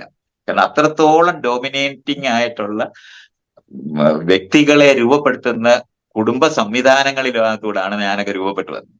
അതുകൊണ്ട് നമ്മൾ ഈ വിഷയം മനസ്സിലാക്കുമ്പോഴും നമ്മൾ ഈ പഴയ സാധനമാണ്, അതിനകത്തോടാണ് ഈ പുതിയത് പറയുന്നത്. അല്ല, അത് അല്ലല്ല ഭയങ്കര എപ്പോഴും ഭയങ്കര റെലവെന്റ് ആയിട്ടുള്ള ഒരു സംഭവമാണ്. ഇപ്പൊ ഞാൻ പലപ്പോഴും ആലോചിക്കാറുണ്ട്, ഞാനിപ്പോ അടുക്കളയിൽ എന്തെങ്കിലും കാര്യം ചെയ്യുമ്പോൾ അല്ലെങ്കിൽ ഇതൊക്കെ ചെയ്യുന്ന സമയത്ത്, അപ്പം ഇപ്പോഴും ഓഫീസിൽ ഇന്ത്യൻ ഫാമിലിയിലെ ആൾക്കാർ, ഇന്ത്യൻ ഫാമിലിയിൽ മാത്രമല്ല അല്ലാതെയൊക്കെ തന്നെ,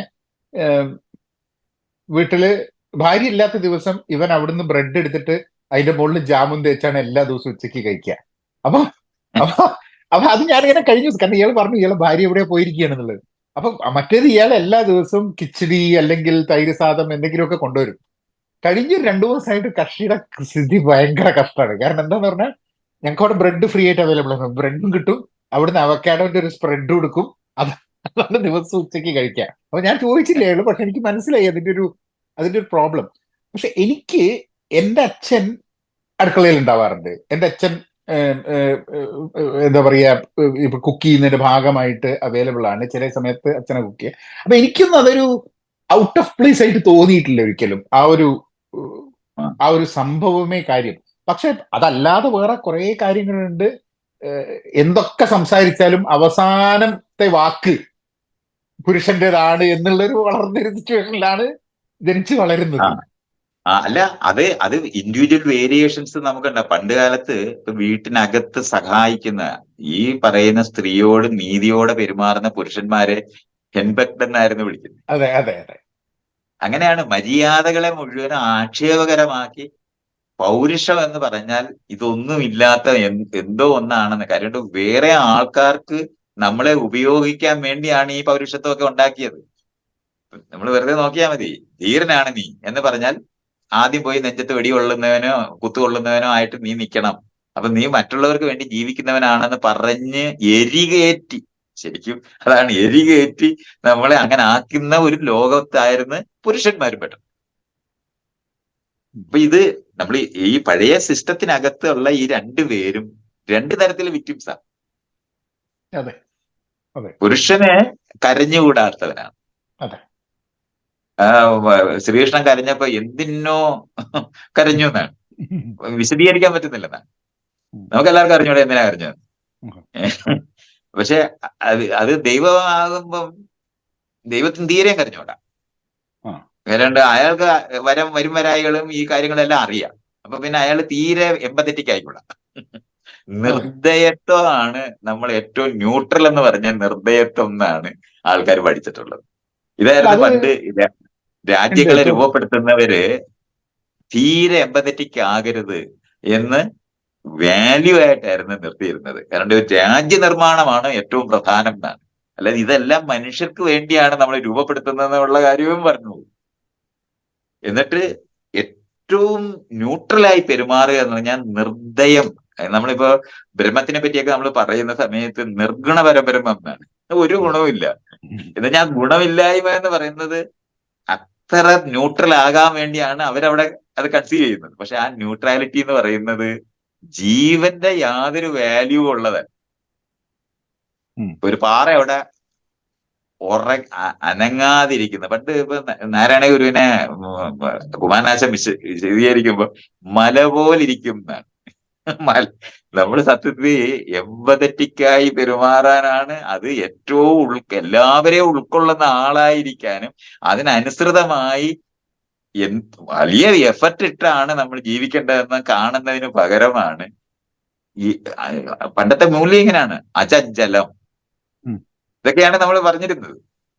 അപ്പൊ ഇത് മുഴുവൻ എന്ന് പറഞ്ഞാൽ വലിയൊരു പ്രവർത്തനം നമ്മൾ കാഴ്ചവെക്കുന്നു. എന്താണ്? ഒരു രാജ്യം നമ്മൾ നിർമ്മിക്കുന്നു. രാജ്യം എന്തിനാ നിർമ്മിക്കുന്നത്? അത് എല്ലാവരുടെയും സുഖത്തിനാണെന്ന് പറയുമ്പം ഹെറാർക്കി നിലനിർത്തുന്ന സുഖമാണ് ഉണ്ടായിരുന്നെന്നുള്ള കാര്യം എല്ലാവരും മറന്നു പോകും. താഴെയുള്ളവൻ ദുസ്സഹമായ ജീവിതം നയിക്കുന്നതിനെ പറ്റി കാണുക, കാരണം അത് അവന്റെ കർമ്മമാണെന്ന് പഠിപ്പിച്ചാണ് ഈ പറയുന്ന സിസ്റ്റം മുഴുവൻ ഉണ്ടാക്കിയത്. അതിനകത്തുനിന്ന് വേണം നമ്മൾ ഈ പറയുന്ന നിലവാരത്തിൽ ഇന്ന് ഈ പറയുന്ന സമാന്തരതയുള്ള എമ്പതറ്റിക്കായ പുത്തൻ മൂല്യങ്ങളുള്ള മനുഷ്യരാകുക എന്ന് പറയുന്നിടത്തേക്ക് നമ്മൾ എത്തുമ്പോഴാണ് ആന്തരികമായി നമ്മൾ രൂപപ്പെടുന്നത് മുഴുവനും ഹെറാർക്കിയെ ഇഷ്ടപ്പെടുന്ന മനുഷ്യരാക്കുക. അത് കഴിഞ്ഞിട്ട് ആധുനിക ജനാധിപത്യ സംസ്കാരം വരണമെന്ന് പറയുമ്പോൾ നമ്മൾ ഈ സമാന്തരതയോടെ അപ്പുറത്തോട്ട് എമ്പതറ്റിക്കായി പെരുമാറണമെന്ന് പഠിപ്പിക്കുമ്പോൾ ഈ സിസ്റ്റോ ഈ സാധനം തമ്മിൽ ചേരത്തില്ല. ഇതാണ് നിങ്ങൾ കോർപ്പറേറ്റ് ലോകത്തെ ഏറ്റവും വലിയ പ്രശ്നമായിട്ട് മാറുന്നത്. അവസാനം എന്ത് പറ്റും? ഈ ബ്രോയിലർ ചിക്കനെ പോലെ ഉള്ള ഒരു ക്യൂബിക്യൂളിനകത്ത് നിങ്ങൾ ഇരിക്കണം.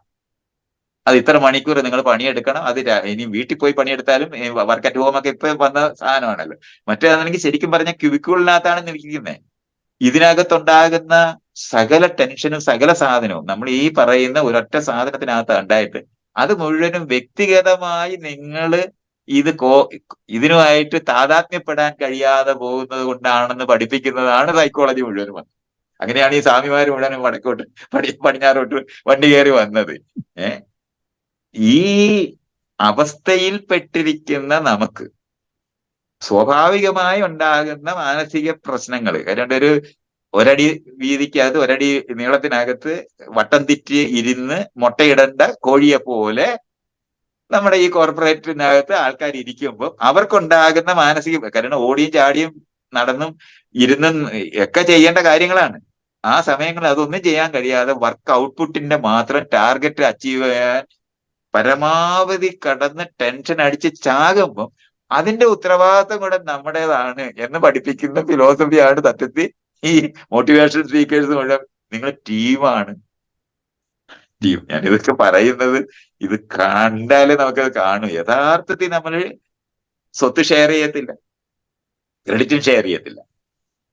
ഇത് രണ്ടുമാണ് മനുഷ്യർക്ക് യഥാർത്ഥത്തിൽ ജീവിക്കുമ്പോൾ. ഇപ്പൊ ഒരു കർഷകൻ അയാളുടെ തെങ്ങിന്റെ ചവിട്ടിൽ അധ്വാനിക്കുമ്പോൾ അത് അധ്വാനമാണ്. ആ അധ്വാനം ചെയ്യുന്ന സമയത്ത് ആ തെങ്ങിന്റെ ഉണ്ടാകുന്ന തേങ്ങ കാണുമ്പോൾ അയാൾക്ക് സന്തോഷം ഉണ്ടാകും, കാരണം അത് അയാളുടെ തേങ്ങയാണ്. പക്ഷെ അതിന്റെ താഴെ കർഷക തൊഴിലാളി നിന്ന് ജോലി ചെയ്യുവാന്ന് വെച്ചു, ഈ തേങ്ങ അയാളുടേത് ഒരിക്കലും ആകത്തില്ല. അയാളുടെ അധ്വാനത്തിന്റെ പ്രോഡക്റ്റ് ആണതെന്ന് അയാൾക്ക് അറിയുമ്പോൾ അത് ഒരിക്കലും അയാൾക്ക് ഓണർഷിപ്പോ അതിന്റെ ക്രെഡിറ്റോ അയാൾക്ക് എടുക്കാനൊക്കെ. ഇത് രണ്ടും പോവും. റിസോഴ്സ് കിട്ടത്തുമില്ല, അതിനകത്ത് ജീവിച്ചിരിക്കാനുള്ള ഒരു സാധനമേ കിട്ടുള്ളൂ. അപ്പോഴാണ് നമ്മൾ ഈ പണ്ട് കാലത്ത് നമ്മൾ ഈ വർക്ക് എന്നും ലേബർ എന്ന് പറയുന്നത് എങ്ങനെ ഷിഫ്റ്റ് ചെയ്യുന്നത് എന്നുള്ളത് ഇതിന്റെ സൂക്ഷ്മമായിട്ടൊന്ന് അറിയേണ്ടത്. അതുകൊണ്ടാണ് നമ്മൾ എത്ര മോട്ടിവേഷണൽ സ്പീക്ക് പറഞ്ഞാലും ശരി തകർന്ന് തരിപ്പണമായി പോകും. കാരണം നമ്മുടെ വർക്ക് ഏലിയനേഷൻ എല്ലാ ദിവസവും നടക്കും. നമ്മൾ ചെയ്യുന്ന പ്രവൃത്തി നമ്മുടേതല്ലാതായി പോവും. പക്ഷെ കളക്റ്റീവായി നമുക്ക് അതിന്റെ ഗുണം കിട്ടുമെന്നുണ്ടെങ്കിൽ, അതുകൊണ്ടാണ് ഈ വാക്കൊക്കെ ടീമാണ് നമ്മൾ എന്നൊക്കെ പറയും. പക്ഷെ ടീമാണ് നമ്മളെന്ന് പറയുമ്പോൾ അതിന്റെ യഥാർത്ഥത്തിലുള്ള പ്രോഡക്റ്റും അതിന്റെ സാധനവും നമുക്ക് കിട്ടേണ്ടതുണ്ട്. ഇത് കിട്ടാതിരിക്കുന്നതുണ്ട്. അതുകൊണ്ട് എല്ലാ ആളുകളും എന്താ ചെയ്യും? അവരുടെ പണിയിൽ ഏറ്റവും കുറച്ച് ചെയ്ത് മിടുക്കരാകാൻ എങ്ങനെ പറ്റും എന്നുള്ളതാണ് സത്യത്തിൽ റിസർച്ച് ചെയ്തിട്ടുള്ളത്. ഇതൊക്കെയാണ് നമ്മൾ കാണേണ്ടത്. ഇപ്പം നമ്മൾ രണ്ടുപേരും കൂടെ ഒരു കമ്പനി തുടങ്ങി, നമ്മൾ രണ്ടുപേരും കൂടാണ് അതിന്റെ റിസോഴ്സ് ഷെയർ ചെയ്യും, അതിന്റെ ക്രെഡിറ്റ് ഷെയർ ചെയ്യുകയാണെന്നുണ്ടെങ്കിൽ മരിച്ചു പണിയെടുക്കും നമ്മൾ. ആരോടും പറയണ്ട, ഒരു മോട്ടിവേഷണൽ സ്പീക്കിങ്ങും ആവശ്യമില്ല. സ്വാഭാവികമായി നമ്മൾ ചെയ്യും. കാര്യം ഇത് രണ്ടും നമ്മുടേതാണെന്ന് നമുക്ക് തോന്നിപ്പിക്കുന്നത്. പക്ഷെ തോന്നിപ്പിക്കുക എന്ന് പറയുന്നത് മാത്രമാണ് ഇപ്പൊ ഈ നിൽക്കുന്ന സിസ്റ്റത്തിനകത്ത് മുഴുവനുള്ളത്. പക്ഷെ അതില് ഒരു ഇൻട്രസ്റ്റിംഗ്, ഇപ്പൊ തൊഴിലിടത്തിന്റെ കാര്യം പറഞ്ഞിട്ട് അപ്പൊ എനിക്ക് രണ്ടു മൂന്ന് കാര്യങ്ങൾ.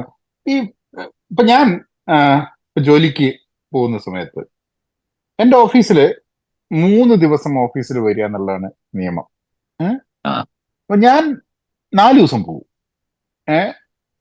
വെള്ളിയാഴ്ച എനിക്കധികം മീറ്റിംഗ് ഇല്ല, ഉച്ചയ്ക്ക് ശേഷം ഞങ്ങൾക്ക് മീറ്റിംഗ് പാടില്ല എന്ന് വെച്ചിട്ടുണ്ട്. അതുകൊണ്ട് വെള്ളിയാഴ്ച ഞാൻ ഇവിടെ നിൽക്കും. ചില ദിവസം വെള്ളിയാഴ്ചയും പോകും, കാരണം എന്താ വെച്ചാൽ ചില കാര്യങ്ങൾ കാച്ചപ്പ് ചെയ്യാനുള്ള ചെയ്തുള്ളൂ. ഞാൻ ഒരു 7 മണിക്ക് 7 മണിന്റെ മുമ്പ് ഓഫീസിലെത്തും. നേരത്തെ ഇവിടുന്ന് ഒരു 6-6:15 ഒക്കെ ആകുമ്പോൾ ഇറങ്ങിയിട്ട് പിന്നെ വൈകുന്നേരം ചിലപ്പോൾ 5 മണി വരെയൊക്കെ ഉണ്ടാവും. എനിക്ക് രാവിലെ തിങ്കളാഴ്ച ഓഫീസിലേക്ക് പോകുന്ന സമയത്ത് എനിക്ക് ഒരിക്കലും ഈ അടുത്ത കുറെ കാലമായിട്ട് എനിക്ക് ഒരു മൺഡേ ബ്ലൂസ് എന്ന് പറയുന്ന സംഭവം ഉണ്ടായിട്ടില്ല. എനിക്ക് പോണ്ടാന്നുള്ളത്.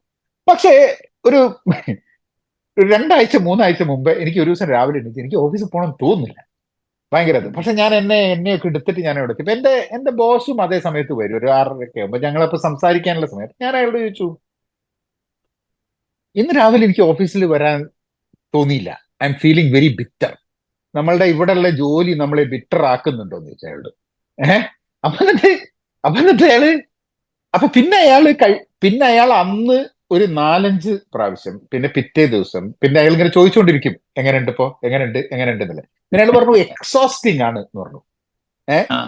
നമുക്ക് പലപ്പോഴും ചില കാര്യം നമുക്ക് ഇഗ്നോർ ചെയ്യാനും ഡിസെൻഗേജ് ചെയ്യാനും പറ്റില്ല ചില സമയത്ത്. ഇപ്പം നമുക്ക് ചില ആൾക്കാരുമായി വർക്ക് ചെയ്യുന്നത് നമ്മളെ ഭയങ്കരമായിട്ട് എക്സോസ്റ്റ് ചെയ്യുമ്പോൾ ആ സ്ട്രക്ചറിന്റെ ഉള്ളിൽ അവരോട് വർക്ക് ചെയ്യാതിരിക്കാൻ വേണ്ടിയിട്ടുള്ള ഓപ്ഷൻ നമുക്കില്ല.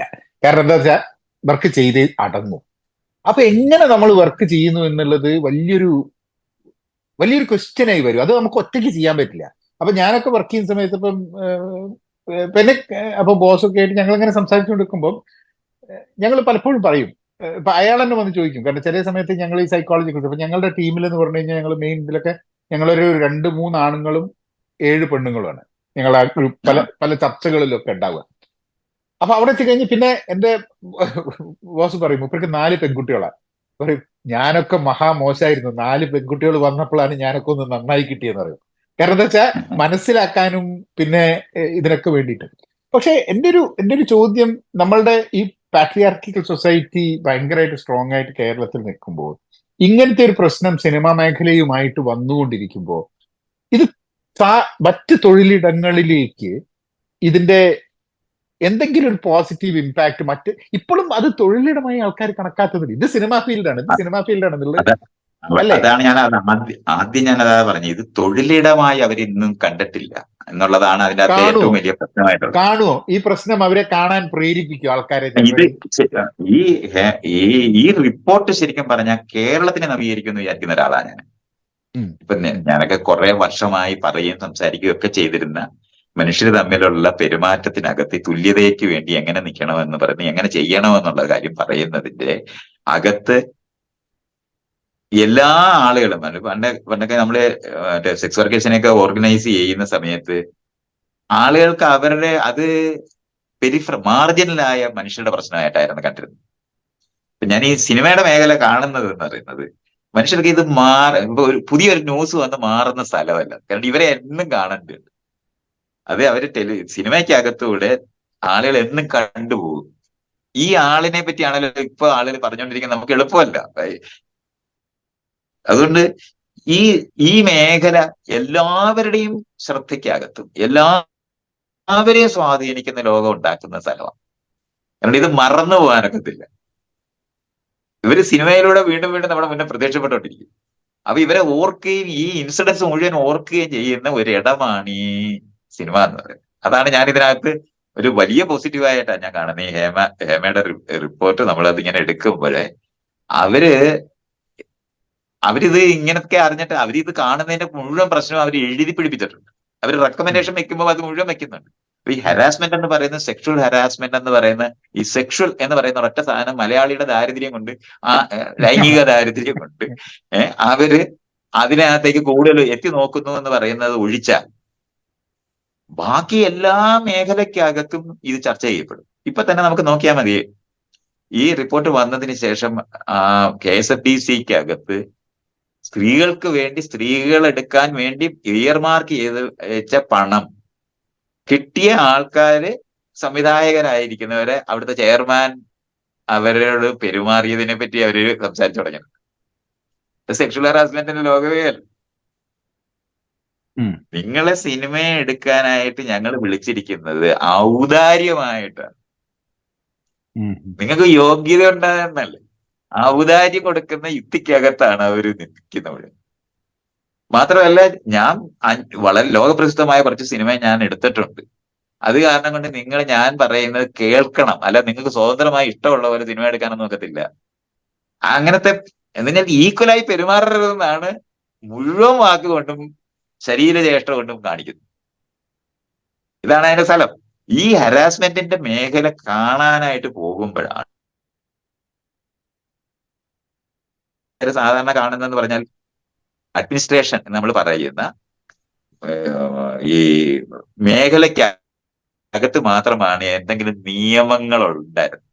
അതേസമയത്ത് നഴ്സുമാരുടെ ലോകമോ അധ്യാപകരുടെ ലോകമോ അല്ലെന്നുണ്ടെങ്കിൽ ഈ സെയിൽസ് ഗേൾസ് ആയിട്ട് നിൽക്കുന്നവരുടെ ഇവിടെ ഈ മേഖലയെല്ലാം ഇതേ പ്രശ്നം തന്നെ അനുഭവിക്കുന്ന സ്ഥലമാണ്.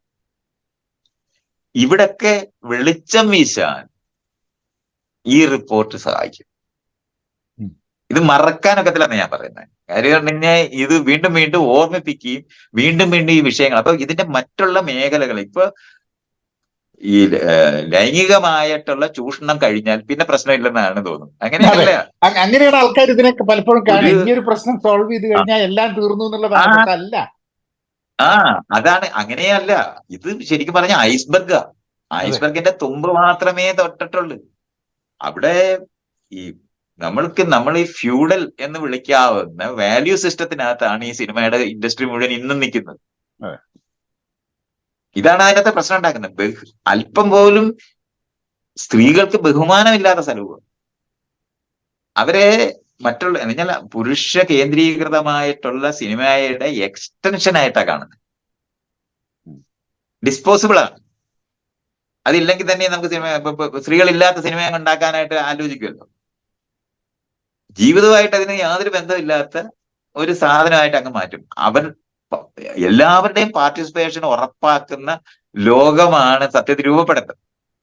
ഇതാണ് നമ്മൾ. പക്ഷെ ഇത് വീണ്ടും ഒരാൾ 15 പേരെ ഇടിച്ചിടുന്ന കഥ മാത്രമാണ് ഉണ്ടാകുന്നത്. എന്നിട്ട് വീട്ടിൽ വരുമ്പം ചായ കൊടുക്കാൻ മാത്രമായിട്ട് നിൽക്കുന്ന കഥാപാത്രങ്ങളെ മാത്രമേ നമ്മൾ കാണുന്നുള്ളൂ. അപ്പൊ ഇതൊക്കെയാണ് ഇതിനകത്ത്. അല്ലാതെ ഇപ്പം സ്പേസ് സ്റ്റേഷനകത്ത് കുടുങ്ങിയിരിക്കുന്നത് ഒരു പെണ്ണും ഒരു ആണുമാണെന്ന് നമ്മൾ കാണണ്ടേ? ഇതൊരു ആ സെയിം കോൺക്ലേവ് വരുന്നുണ്ട് എന്നുള്ളത് പറയുന്നുണ്ടല്ലോ. എന്തോ ഒരു കോൺക്ലേവിന്റെ വാട്ട് എവർ സെഡ്. പക്ഷെ ഈ തൊഴിലിടങ്ങളിൽ ഉണ്ടാവേണ്ട empathy, the ability to be vulnerable, അങ്ങനെയുള്ള കുറെ സൈക്കോളജിക്കൽ സേഫ്റ്റി, ഇങ്ങനത്തെ പല കാര്യങ്ങൾ അവർക്ക് ഒരു ഫണ്ടമെന്റൽ ചോദ്യം. ഇപ്പൊ ഒരു ജോലി എടുക്കുന്ന ഒരു വ്യക്തിക്ക് ആ ജോലി എടുക്കുമ്പോൾ ഉണ്ടാവുന്ന സാറ്റിസ്ഫാക്ഷൻ, അമേരിക്കയിൽ സാറ്റിസ്ഫാക്ഷൻ ഇല്ലാത്ത ബഹുഭൂരിപക്ഷം ആൾക്കാരും സാറ്റിസ്ഫൈഡ് അല്ല ജോലിയിൽ എന്നുള്ളതാണ് റിപ്പോർട്ടുകൾ പറയുക. കാരണം ഒരു മീനിങ്, അർത്ഥം കണ്ടെത്താൻ വേണ്ടിയിട്ടുള്ള ഒരു ഒരു ഒരു ശ്രമമാണല്ലോ മനുഷ്യന്റെ ജീവിതം എന്ന് പറഞ്ഞു കഴിഞ്ഞാൽ, ഈ ചെയ്യുന്ന അവിടെയാണ് ഞാൻ കാര്യത്തിലും നേരത്തെ ബന്ധത്തിലൊക്കെ. അതാണ് ഞാൻ നേരത്തെ ആദ്യം സൂചിപ്പിച്ച. അതിനാണ് ഈ ഒരു ഫ്രെയിമൊക്കെ ഒന്ന് നമ്മൾ മനസ്സിലാക്കാതെ ഈ വിഷയത്തിലേക്ക് നമ്മൾ വരുമ്പോ ഈ വർക്ക് ഏലിയനേഷൻ എന്ന് പണ്ടേ കാർമാസ് കണ്ടുപിടിച്ചിട്ടുള്ള ഒരു സാധനമാണ്. എന്നാൽ നമ്മുടെ പ്രവൃത്തി നമ്മുടെ സെൽഫ് റിയലൈസേഷൻ ആയിട്ട് മാറാതെ നമ്മളുടെ ജീവിത ഉപാധി മാത്രമാകുകയും നമ്മളുടെ ഒരു സമയത്തും അത് വിൽക്കപ്പെടാനും കൊടുക്കാനും വാങ്ങാനുള്ള ഒരു കമ്മോഡിറ്റി ആയിട്ട് നമ്മൾ മാറും. അതാണ് അതിനകത്ത് പ്രശ്നം ഉണ്ടാക്കുന്നത്. അപ്പൊ എന്ന് പറഞ്ഞാൽ ഒരിക്കലും ജീവിതത്തിനകത്ത് നമ്മൾ ചെയ്യുന്ന അധ്വാനം നമ്മുടേതല്ലാതായി മാറിപ്പോകുന്ന, നമ്മുടെ പ്രവൃത്തിയിൽ നിന്ന് നമ്മൾ അന്യപ്പെട്ടു പോകുന്ന പ്രശ്നമാണ് അതിനകത്ത് ഏറ്റവും കേന്ദ്രമായിട്ടുള്ളത്. ഇതുവരെ നമുക്ക് യഥാർത്ഥത്തിൽ മനുഷ്യർക്ക് ഈ ഹെറാർക്കിക്കൽ സിസ്റ്റത്തിനകത്ത് സോൾവ് ചെയ്യാൻ പറ്റത്തില്ല. അത് നമ്മൾ എത്ര ടീമായി ഇപ്പൊ കോർപ്പറേറ്റ് മേഖലയിൽ മുഴുവൻ നോക്കിയാൽ മതി. നിങ്ങളുടെ team A team B team എന്ന് പറയുന്നവർ തമ്മിലുള്ള ഒരു കോമ്പറ്റീഷൻ പോലൊക്കെയാണ് ഇത് പറഞ്ഞൊപ്പിക്കുന്നത്. പക്ഷെ അറിയാം അവിടെ ഉണ്ടാകുന്ന പ്രോഫിറ്റ് ഷെയർ ചെയ്യപ്പെടുന്നില്ല എന്ന് എല്ലാവർക്കും അറിയാം. അത് ഷെയർ ചെയ്യുന്നതെന്ന് കഴിഞ്ഞാൽ ബോണസ് ഒന്നും ഇങ്ങനെയൊക്കെ പറയുന്ന ചില വാക്കുകൾ കൊണ്ട് അതിനകത്ത് ഏറ്റവും മിനിമം എങ്ങനെ ചെയ്യാൻ പറ്റും എന്നുള്ളത് റിസർച്ച് ചെയ്തിട്ടാണ് കോർപ്പറേറ്റ്. അല്ലാതെ കൊണ്ട് തന്നെ വളരുന്ന അനുസരിച്ചിട്ട് എല്ലാ ആളിനും ഇത് അനുഭവിക്കുന്നത്. അത് കുറെ ഉണ്ടായിട്ടുണ്ട്, തീരെ ഇല്ല എന്ന് പറഞ്ഞുകൂടെ കാര്യമുണ്ട്. അതുകൊണ്ടാണ് ട്രേഡ് യൂണിയന്റെ സമരങ്ങളും ഒക്കെ കൊണ്ട് തന്നെ ആളുകളുടെ ഇത്തരത്തിലുള്ള ഗുണപരം ആയിട്ട് ഒരു ഒരു ഒരു ഒരു കമ്പനിക്ക് ഉണ്ടാകുന്ന ലാഭത്തിന്റെ എന്തെങ്കിലും ഒരു അല്പം ഷെയറെങ്കിലും കൊടുത്തിട്ട് ജീവിത നിലവാരം ഉയരുന്നത് കൊണ്ടാണ് നമ്മൾ ഇന്നും ജോലി ചെയ്യുന്നവരായിട്ട് പോകാൻ പറ്റുന്നത്. അല്ലാതെ അടിമപ്പണിയാണെങ്കിൽ ഇന്ന് നമുക്ക് ഇനി അത് ചെയ്യാൻ പറ്റുന്നില്ല. പക്ഷെ അടിമ അല്ലെന്ന് തോന്നിപ്പിച്ചാൽ മതി എന്നുള്ളിടത്ത് മാത്രമാണ് ഇപ്പോഴും നിൽക്കുന്നത്. യഥാർത്ഥത്തിൽ ഷെയർ ചെയ്യുന്ന അങ്ങനെയല്ല.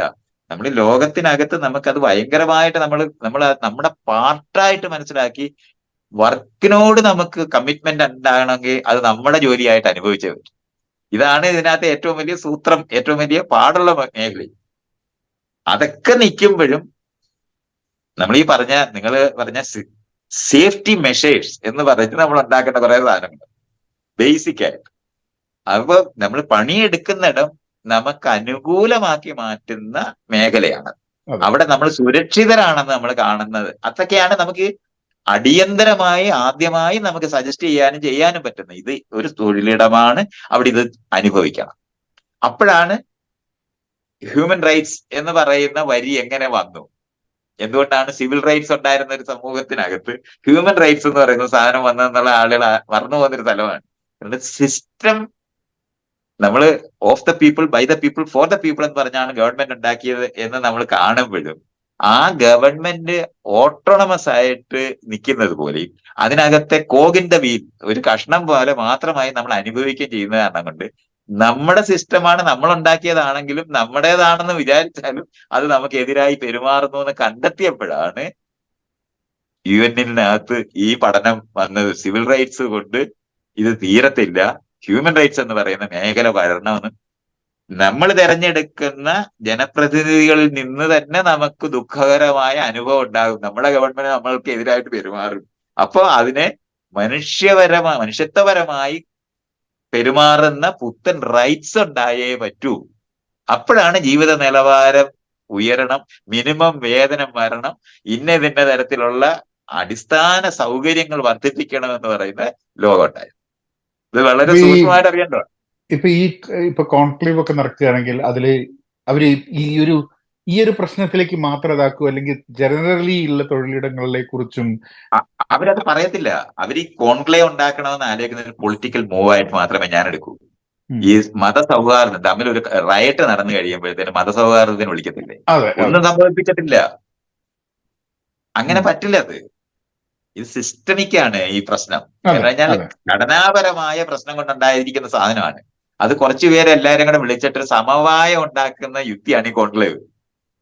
ഇപ്പൊ ഏതൊരു വ്യക്തിയും ഇപ്പം ഒരു മലയാളി എന്നുള്ള രീതിയിൽ ഇപ്പം പല രീതിയിലായിരിക്കും മലയാളി സമൂഹത്തിൽ ഇടപെടുന്നുണ്ടാവും. ഇപ്പം നമ്മൾ ചിലപ്പം ഒരു ഒരു വീഡിയോ വഴി കാര്യങ്ങൾ സംസാരിക്കുന്നു, അല്ലെങ്കിൽ ഒരു കമ്പനി റൺ ചെയ്യുന്ന ആളുണ്ട്, കമ്പനിയിൽ ജോലി ചെയ്യുന്ന ആൾക്കാരുണ്ട്, മാനേജർ ഉണ്ട്, അങ്ങനെ സിനിമയിൽ അഭിനയിക്കുന്ന ആൾക്കാർ, കുറെ രീതിയിലൊക്കെ ഇങ്ങനെ ഒരു സംഭവം സിനിമാ ഫീൽഡിൽ നടന്നിട്ടുണ്ട്. ഒരുവിധ ആൾക്കാർ അറിഞ്ഞിട്ടുണ്ട്. ഉള്ളിലേക്ക് എത്തി നോക്കാൻ, മനസ്സിലാക്കാനും ഈ ഒരു സംഭവം മലയാളീനെ എങ്ങനെയാണ് പ്രേരിപ്പിക്കേണ്ടത് എന്ന് പറഞ്ഞു കഴിഞ്ഞാൽ, ഇപ്പൊ ഇത് അറിഞ്ഞു. ഇന്നലെ ഞാനിപ്പോ വിഷയമായിട്ട് ഞങ്ങൾ ഇങ്ങനെ സംസാരിച്ചുകൊണ്ടിരിക്കുകയായിരുന്നു. ഈ വിഷയം ഓരോന്നിങ്ങനെ ന്യൂസ് വരുന്ന സമയത്ത് ഇത് അങ്ങനെ വന്നു, ഇങ്ങനെയാണോ അങ്ങനെയാണോ, ഇതിൽ പരിചിതമായ ആൾക്കാരുണ്ട്, ഇതിൽ കുറെ സംഭവങ്ങളുണ്ട് ഈ സംഭവത്തിൽ മുഴുവൻ. അപ്പൊ എന്താണ് അപ്പൊ അപ്പൊ ഞങ്ങൾക്ക് രണ്ടുപേർക്കും കൂടെ കോർപ്പറേറ്റ് സെക്ടറിൽ വർക്ക് ചെയ്യുന്നുണ്ട്. ഞങ്ങൾ ഇത് തൊഴിലിടവുമായി കണക്ട് ചെയ്തിട്ടാണ് ഞങ്ങൾ ഈ സംഭവത്തിനെ കാണുന്നത്, റാദർ ദാൻ അതിന്റെ ഒരു ഇത്. അപ്പം ഒരു സാധാരണ മലയാളിയെ സംബന്ധിച്ചിടത്തോളം irrespective of who they are, എന്തൊക്കെ രീതിയിലാണ് ഉള്ളിലേക്ക് എത്തി നോക്കാൻ പറ്റുക? അവരുടെ സിനിമാ ഫീൽഡ് ഇല്ലാത്ത ആൾക്കാർക്ക് ഇതിൽ നിന്നും എത്തി നോക്കാൻ വേണ്ടി കുറെ സംഭവങ്ങൾ ഉണ്ട് അവരുടെ ഉള്ളിലേക്ക്, അല്ലെ? ഞാനിത് സംസാരിക്കുന്ന സമയത്ത് ആളുകൾ എപ്പോഴും ഞാൻ ആവശ്യമില്ലാത്ത മേഖലയിലേക്ക് പോയിട്ടാണ് ഈ ചോദിക്കുന്നതിന് നല്ല ഉത്തരം പറയുന്ന ഒരു സ്ഥലമുണ്ട്. പക്ഷെ നമ്മൾ ഈ രൂപപ്പെടുന്നത് എങ്ങനെയാണെന്ന് അറിയാം. നേരത്തെ പറഞ്ഞില്ലേ, നമ്മള് ജനാധിപത്യപരമായി പെരുമാറണം എന്ന് പറഞ്ഞാൽ നമ്മൾ അതിന് എക്വിപ്ഡേ അല്ല. നമ്മളെ പുരുഷന്മാരെ ഉൽപ്പാദിപ്പിക്കുന്ന ജനാധിപത്യ വിരുദ്ധമായി പെരുമാറാനാണ്. എന്നിട്ടാണ് അവരുടെ അടുത്ത് നിന്ന് ഇത് ഈ പെരുമാറ്റം മാറണമെന്ന് ആവശ്യപ്പെടുന്നത്. അപ്പൊ ഇത് മനസ്സിലാക്കിയാലേ ശരിക്കും പറഞ്ഞാൽ നമുക്ക് നവീകരിക്കാൻ കഴിയുള്ളൂ. ഇപ്പോ രണ്ടുപേര് തമ്മിൽ ഡൈവോഴ്സ് ചെയ്യുമ്പോൾ പരസ്പരം പിണങ്ങേണ്ട ആവശ്യമില്ലെന്നും പരസ്പരം വെറുക്കേണ്ട ആവശ്യമില്ലെന്നും കുറ്റപ്പെടുത്തേണ്ട ആവശ്യമില്ലാതെ നമ്മൾ രണ്ടുപേരും കമ്പാറ്റബിൾ അല്ലാത്തത് കാരണം കൊണ്ട് നമ്മൾ പിരിയുന്നു എന്ന് പറയുന്നിടത്തേക്ക് കൊണ്ടുവരാൻ ഇതുവരെ നമുക്ക് കഴിഞ്ഞിട്ടില്ല. അവിടെയാണ് ആ ഏരിയയാണ് പിണങ്ങി അബ്യൂസീവ് ആയ മറ്റേയാള് അബ്യൂസർ ആണെന്ന് തെളിയിച്ചാലേ പറ്റൂ. കോടതിയുടെ സിസ്റ്റം പോലും അതാണ്, അബ്യൂസർ ആണെന്ന്. അത് വക്കീലന്മാർ പറഞ്ഞു കൊടുക്കും, നിങ്ങളുടെ കൂടെ ഉള്ള ആള് മഹാമോശമാണെന്നുള്ള ഇത് തെളിയിച്ചാലേ നമുക്ക് ഈ ഈ കോടതി എന്ന് പറയുന്ന സാധനം ഈ ജാംബാവിന്റെ കാലത്തുള്ളതാ. ഇതാണ് അതിനകത്ത് പ്രശ്നം. അവിടെ ഇരിക്കുന്ന ജഡ്ജിക്ക് ഇയാൾ അബ്യൂസീവ് ആയി പെരുമാറിയെന്ന് തെളിയിക്കണം. കമ്പാറ്റബിൾ ആകുക എന്ന് പറയുന്നത് ഒരു നട്ടും ബോൾട്ടും പോലാണ്. അതിന്റെ മില്ലിമീറ്ററിന്റെ വ്യത്യാസം ഉണ്ടായ ഒന്ന് ലൂസായി പോകും, ഒന്ന് ടൈറ്റ് ആയി പോകും, കേറത്തില്ല. ഇതാണ് 20% കമ്പാറ്റബിൾ അല്ല എന്നുണ്ടെങ്കിലും ചിലപ്പോൾ റിലേഷൻഷിപ്പ് മുന്നോട്ട് കൊണ്ടുപോകാൻ ആൾക്കാർക്ക് താല്പര്യം ഉണ്ടാവില്ല. കാരണം ആ 20% ആയിരിക്കും എനിക്ക് ഏറ്റവും വിലപ്പെട്ട സംഭവം. അതാണ് ഞാൻ ഈ പറയുന്നത്. കമ്പാറ്റബിലിറ്റി എന്ന് പറയുന്നത് പുതിയ രീതി മനസ്സിലായേ പറ്റൂ. അതന്നെ ഞാൻ പറയുന്നത്. നട്ടും ബോൾട്ടും മോശമായത് കൊണ്ടല്ല അത് തമ്മിൽ ചേരാത്തത്. അതിന് ചേരുന്ന ബോൾട്ടും ചേരുന്ന നട്ടുമാണ് വേണ്ടത്. അങ്ങനെ ചേരുമ്പോഴാണ്. അല്ല, ആ ഇൻകമ്പാറ്റബിലിറ്റി എന്ന് പറയുന്നത് ആളുകൾ അബ്യൂസീവായി മോശമായി പെരുമാറുന്ന യുക്തിയല്ല. ഇതാണ് ജനാധിപത്യത്തിനകത്ത് നമ്മൾ പുതുതായിട്ട് തിരിച്ചറിയേണ്ട സ്ഥലം. നമ്മൾ രൂപപ്പെട്ടിരിക്കുന്നത് നമുക്ക് സമ എന്താണ് സമാധാനം തരുന്നതുമായ ഒരു അന്തരീക്ഷം ഉൽപ്പാദിപ്പിക്കുന്ന നിലവാരത്തിൽ എങ്ങനെയാണ് പെരുമാറേണ്ടതെന്ന് പഠിക്കുന്നത് ഒരു പുത്തൻ പഠനമാത്. മറ്റേതങ്ങനെയല്ല, ഉപയോഗിക്കുന്ന യുക്തിക്കകത്താണ് ഒരു ലോകത്തിനെ രൂപപ്പെടുത്തിയത്. നിങ്ങളെ എനിക്ക് ഉപയോഗിക്കാൻ കഴിയും. അതുകൊണ്ടാണല്ലോ റാങ്ക് സിസ്റ്റവും ഈ പറയുന്ന തെരഞ്ഞെടുപ്പും പരീക്ഷ ഇട്ട് നോക്കിയിട്ട് കൊള്ളാവുന്ന ആളാണെന്ന് നോക്കി ബാക്കിയുള്ളവരെ കളയാം. ബാക്കിയുള്ളവരെ എവിടെ പോയി ജീവിക്കണമെന്ന് ആരും ചോദിക്കുന്നില്ലല്ലോ. അല്ലാതെ ഈ നമുക്ക് വേണ്ടിയാണ് വിദ്യാഭ്യാസം എന്നോ, അല്ലെ നമ്മളെ രൂപപ്പെടുത്താനും നമ്മൾക്ക് പറ്റുന്ന തരത്തിൽ ജീവിക്കാനുള്ള നമ്മളെ എക്വിപ്ഡ് ആക്കുക എന്ന് പറയുന്നതാണ് വിദ്യാഭ്യാസം എന്നോ കാണുന്നില്ല. ആർക്കോ ആരെയോ ഉപയോഗിക്കാൻ വേണ്ടി അവരെ സർട്ടിഫൈ ചെയ്ത ഇത് ഇങ്ങനെ ഇത്ര സർട്ടിഫിക്കറ്റ് ഇന്ന സ്പെസിഫിക്കേഷൻ അനുസരിച്ച് ഉണ്ടാക്കിയിട്ടുണ്ട്, അത് നിങ്ങൾക്ക് ഉപയോഗിക്കാൻ പറ്റുമോ ഇല്ലോ എന്ന് നോക്കിയാൽ മതി എന്ന് പറയുന്നതാണ് സർട്ടിഫിക്കറ്റ്. ഈ സർട്ടിഫിക്കറ്റ് അല്ല, രണ്ടുപേര് തമ്മിൽ ഇടപെടുന്ന സമയത്ത് പരസ്പരം നിർമ്മിച്ച് ഒന്നിച്ചു കൂടുന്നതാണ് നമ്മൾ ഈ പുതിയ ലോകത്തിനെ പറ്റി സംസാരിക്കുന്നത്. ഇതാണ് ഈ ആൾക്കാർക്ക് മനസ്സിലാകാത്തത്. അപ്പൊ ഈ പരസ്പരം നിർമ്മിക്കുന്ന ഒരു മേഖല ഉണ്ട്. അല്ലാതെ ഒരാളെ ഇൻസ്ട്രക്ട് ചെയ്യുന്ന യുക്തിക്കകത്ത് മാത്രമല്ല, ഒരാൾ മേളിലിരുന്ന് താഴെയുള്ളവരെ നന്നാക്കുന്ന യുക്തിയല്ല, പരസ്പരം അങ്ങോട്ടും ഇങ്ങോട്ടും മേക്ക് ചെയ്ത് സ്യൂട്ടബിൾ ആക്കുന്നത്. നമ്മൾ വ്യത്യസ്തരാണ്, പക്ഷെ സൂട്ടബിൾ ആകാൻ പറ്റും. കൊടുക്കൽ വാങ്ങൽ കഴിയും. ആ കൊടുക്കൽ വാക്കൽ കഴിയുന്നത് അപ്പുറത്തിരിക്കുന്ന ആള് നമ്മളോടൊപ്പം ടീമായി വർക്ക് ചെയ്യാൻ വേണ്ടി ശ്രമിക്കുന്ന സമയത്ത് ഉണ്ടാകുന്ന പരാജയങ്ങളോ അല്ലെന്നുണ്ടെങ്കിൽ ചേരുവകൾ നന്നായി ചേരുന്നതോ അപ്രീഷിയേറ്റ് ചെയ്യുകയും ഡിപ്രീഷിയേറ്റ് ചെയ്യുകയും ചെയ്യുന്ന മേഖലകളൊക്കെ പരസ്പരം കമ്മ്യൂണിക്കേറ്റ് ചെയ്താണ് നമ്മൾ ഇത് ഉണ്ടാക്കിയെടുക്കുന്നത്. അത് ഡ്രൈവ് ചെയ്യാനായിട്ട് നമ്മളൊരു വാഹനം ഡ്രൈവ് ചെയ്യാൻ പഠിക്കുന്ന പോലെ വാഹനത്തിന്റെ എബിലിറ്റി അനുസരിച്ചിട്ടും നമ്മുടെ എബിലിറ്റി അനുസരിച്ചിട്ടും നമ്മൾ അത് ഏറ്റവും അതിന്റെ ഓപ്റ്റിമം നിലവാരത്തിൽ ഓടിക്കാൻ പഠിക്കുന്നു എന്ന് പറയുന്നത് ട്രെയിനിങ് കൊണ്ട് കിട്ടുന്ന പരസ്പരം ഇടപെടുന്ന വഴി രൂപപ്പെടുന്ന ഒരു സ്ഥലമാണ്. ഇതിനെയാണ് നമ്മൾ ഡേറ്റിംഗ് എന്ന് പറയുന്നത്. നമ്മൾ ഈ പരിശോധിക്കുന്ന സ്ഥലവും അങ്ങോട്ടും ഇങ്ങോട്ടും അതിനുശേഷമാണ് ഒന്നിച്ച് ജീവിക്കാൻ തുടങ്ങേണ്ടത്. ഇതല്ലാതെ നമ്മൾ ഈ എക്സിസ്റ്റ് ചെയ്യുന്ന സിസ്റ്റം എന്ന് പറഞ്ഞാൽ സർട്ടിഫിക്കേഷൻ, അവിടെ പോയിട്ട് ആരെങ്കിലും നല്ല കുടുംബത്തിലെയാണ്, മുലയും തലയൊക്കെ ഉണ്ട്, മുടിയുണ്ട്, പാലുള്ള ഇനവാ എന്നൊക്കെ പറഞ്ഞിട്ട് കണ്ടെത്തിയിട്ട് അവരവിടെ പോയിട്ട് കല്യാണം കഴിച്ചുകൊണ്ട് പോരുവല്ലേ ചെയ്യുന്നത്. ഈ സിസ്റ്റമാണ് ഈ ചേഞ്ച്. നമ്മൾ ഈ പറയാൻ ശ്രമിക്കുന്ന മുഴുവൻ ഇതാണ്. പക്ഷെ നമ്മൾ ഇന്നും ഈ രൂപപ്പെടുത്തുന്നത് ഈ മറ്റ് സിസ്റ്റത്തിനകത്താണ്. വീടുകൾ മുഴുവനും ഡോമിനന്റ് ആയിട്ടുള്ള വളരെ പാട്രിയാർക്കിക്കലായിട്ടുള്ള ഒരു സമൂഹത്തിനകത്തുള്ള വീടുകളിനകത്തു നിന്നാണ് നമ്മൾ രൂപപ്പെട്ട് പുറത്തു വന്നിട്ട് നമ്മൾ ഇത് പ്രാക്ടീസ് ചെയ്യാൻ നോക്കുമ്പോൾ നമുക്ക് ഇത് അറിഞ്ഞുകൂടാ. അവിടെയാണ് റീലേൺ ചെയ്യാനും റീബിൽഡ് ചെയ്യാനും ബാധ്യത നമുക്ക് വരും, അഴിക്കേണ്ടതുണ്ട്. അല്ല, നമുക്ക് പുതിയ കാര്യം പഠിക്കുന്നതിനെക്കാട്ടും ബുദ്ധിമുട്ടാണ് പഠിച്ച ചില കാര്യങ്ങൾ അൺലേൺ ചെയ്യാൻ, മറക്കാൻ. നമ്മുടെ നാട്ടിലെ ചൊല്ലുണ്ടല്ലോ, കതിരിൽ വളം വെക്കരുത് എന്ന് പറയുന്ന ഒരു സ്ഥലം നമുക്കറിയാം. ചൊട്ടയിലെ ശീലം ചുടല വരെ, ഇതൊക്കെ നമ്മൾ അറിഞ്ഞിട്ടുള്ള സാധനങ്ങളാണ്. ഇത് ആൾക്കാർക്ക് അറിയുന്ന കാര്യങ്ങളുമാണ്, അങ്ങനെ അറിഞ്ഞുകൂടാത്ത കാര്യങ്ങളൊന്നുമല്ല. അപ്പൊ അത് മനസ്സിലാക്കിക്കൊണ്ട് അടിച്ചു പണിയുന്നതും പുതിയ മൂല്യങ്ങൾ ഉൽപ്പാദിപ്പിക്കുന്നതും വീടും സ്കൂളും ഉണ്ടാകേണ്ടത്. അതുകൊണ്ട് പുതിയ സമൂഹം പുതിയ കുട്ടികൾ ഡെവലപ്പ് ചെയ്യുമ്പോൾ അവർക്ക് ഇത് വളരെ എളുപ്പമാണ് ഇത് ചെയ്യാനൊക്കുന്നത്. അവിടെ ഇത്തരത്തിലുള്ള മൂല്യമാറ്റം, പണ്ടാണെങ്കിൽ നമ്മൾ അടിച്ചായിരുന്നു കുട്ടികളെ വളർത്തിയിരുന്നത്. ആ അടിച്ച് വളർത്തിയതിനെ സപ്രസ് ചെയ്തിട്ടായിരുന്നു നമ്മൾ വളർത്തിയിരുന്നത്. ആ വളർത്തിയിരുന്നത് ശരിയാണെന്ന് വിചാരിക്കുന്നത്. ഇനി ഇത് മലയാളികളുടെ പ്രശ്നം മാത്രമാണ്.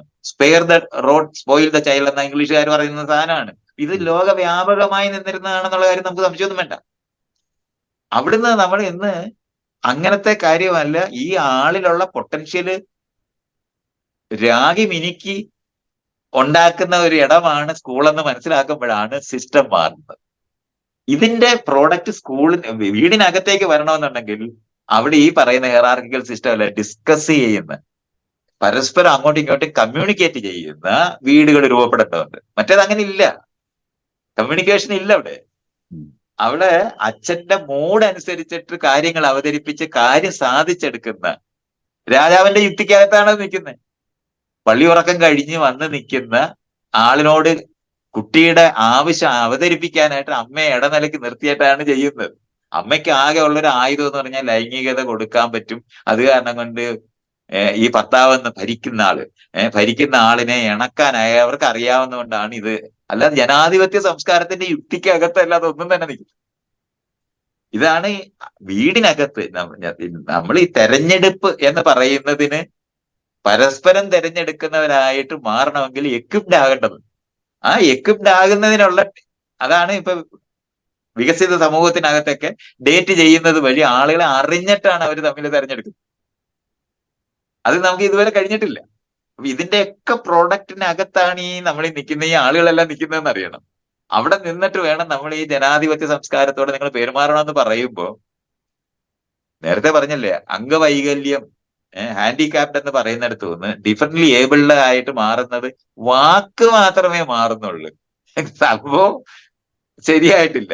അതേ സമയത്ത് നമുക്കിപ്പോ കാലില്ലാത്ത ആളിന് കയറി വരാൻ പറ്റുന്ന പടിയുള്ള വീടും പടിയുള്ള ബസ്സും പടിയുള്ള ട്രെയിനും പടികൾ തന്നെ ഇല്ലാത്ത ട്രെയിനും ഒക്കെ ഉണ്ടാക്കുന്നിടത്തേക്ക് ചെലവ് ചെയ്തുണ്ടാക്കുക ചെയ്യുന്നത്.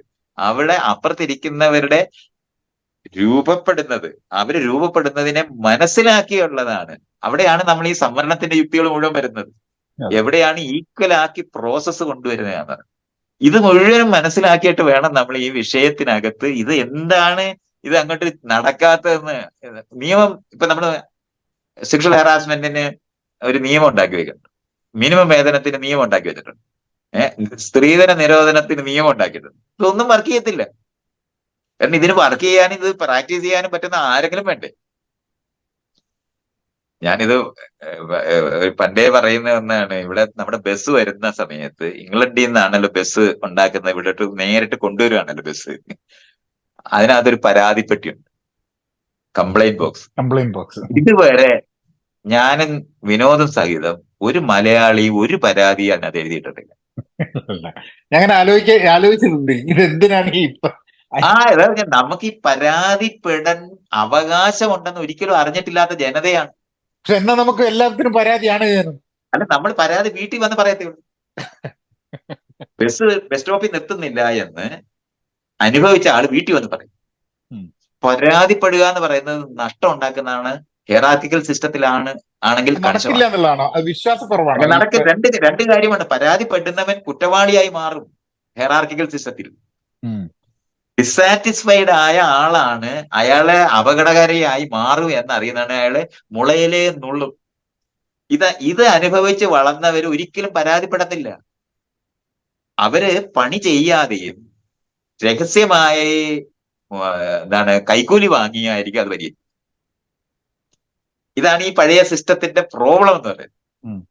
മുഴുവൻ പേരും കറപ്റ്റഡ് ആയി, മുഴുവൻ പേരും പരസ്പരം പറ്റിക്കുന്നവരായി മാറുന്ന, അവരവന്റെ പണിക്കകത്ത് ഒരു പണിയുമില്ല എന്ന് പറയുന്നതിന് വേണ്ടിയാണ് ഇരിക്കുന്നത്.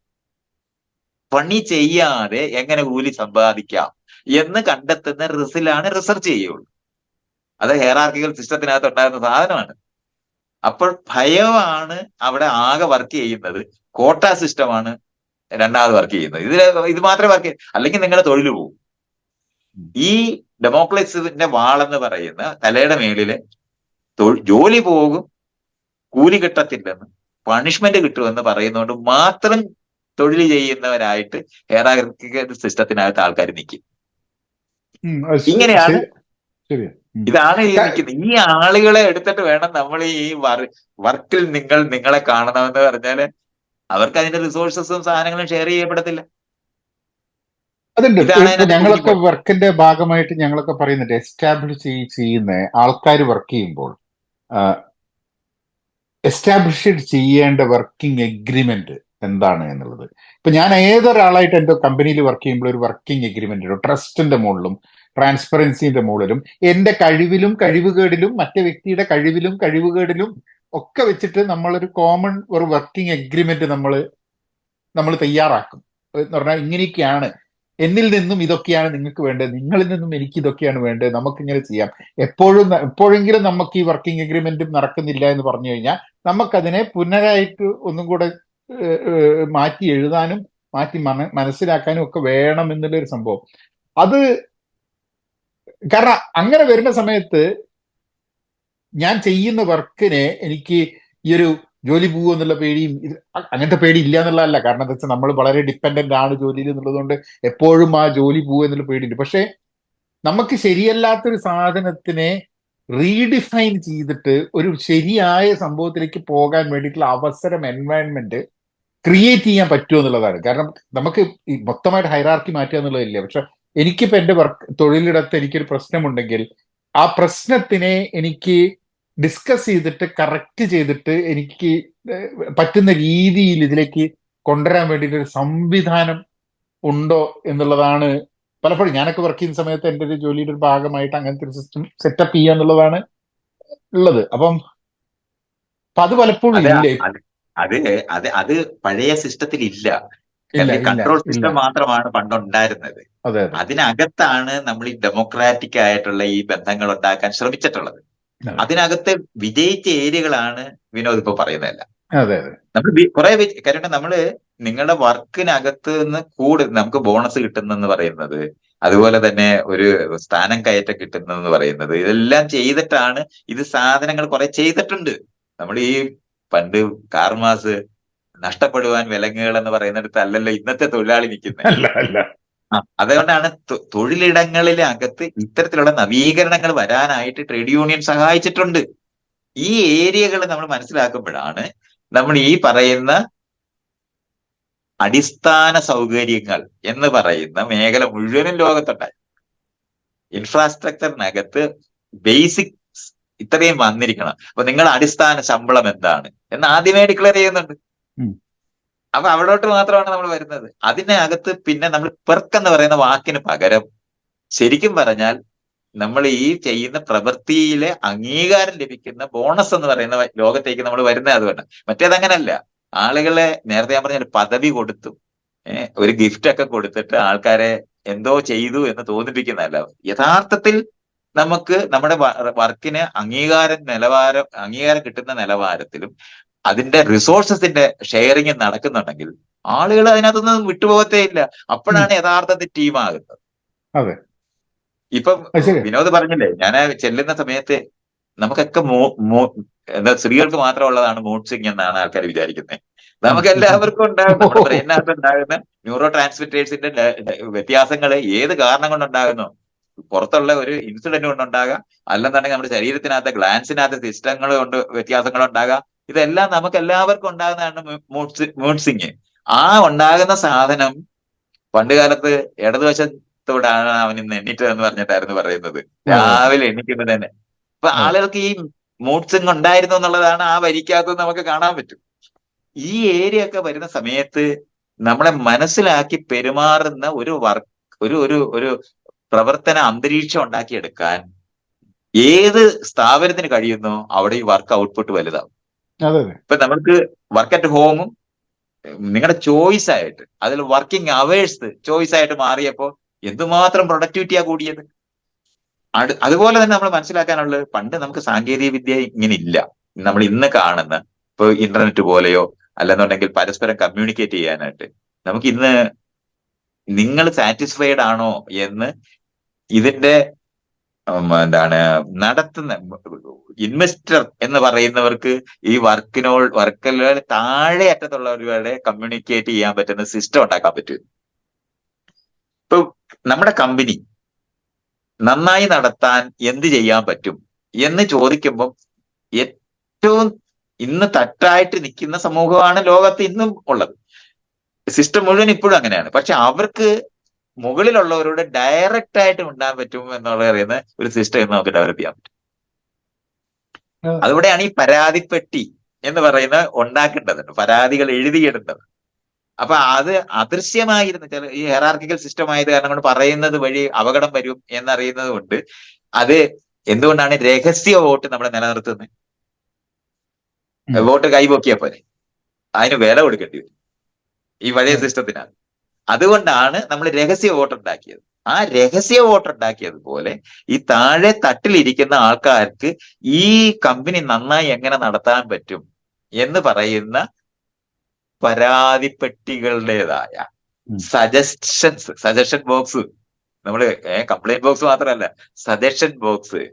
അതേപോലെ തന്നെ ഈ സിസ്റ്റം റിഫൈൻ ചെയ്യാനായിട്ടുള്ള എന്തെല്ലാം തരത്തിലാണ് ചെയ്യാൻ പറ്റുന്നത്, എന്ത് ചെയ്താൽ. അപ്പൊ ഇതിനകത്ത് വ്യക്തിഗതമായിട്ടുള്ള പരാതികൾ കാണാം, സിസ്റ്റം കൊണ്ടുണ്ടാകുന്ന പരാതികളാണ്, അതെല്ലാം നമുക്ക് റിഫൈൻ ചെയ്യാൻ പറ്റും. അപ്പൊ ഇന്ന് ഈ പറയുന്ന കമ്മ്യൂണിക്കേഷൻ താഴെ ഞാൻ പണ്ട് കാലത്ത് കമ്മ്യൂണിസ്റ്റ് പാർട്ടിയൊക്കെ ഉണ്ടാക്കുകയാണെങ്കിൽ ബ്രാഞ്ചിൽ പറയാനേ പറ്റത്തുള്ളൂ. ഏഹ് ലോക്കൽ കമ്മിറ്റിയിൽ പറയാൻ നമുക്ക് അവകാശമില്ല. ലോക്കൽ കമ്മിറ്റിക്കാരന് ലോക്കൽ കമ്മിറ്റി പറയാനേ അവകാശമുള്ളൂ. അല്ലാതെ അവന് ഏരിയ കമ്മിറ്റി പറയാൻ പറ്റത്തില്ല. ഏരിയ കമ്മിറ്റി പറയുന്നതിന് അവന് ജില്ലാ കമ്മിറ്റി പറയാൻ പറ്റില്ല. ഇങ്ങനെ അത്ര കൺട്രോൾ സിസ്റ്റത്തിനാണ് ആ പാർട്ടിയൊക്കെ ഉണ്ടാക്കിയിട്ടുള്ളത്.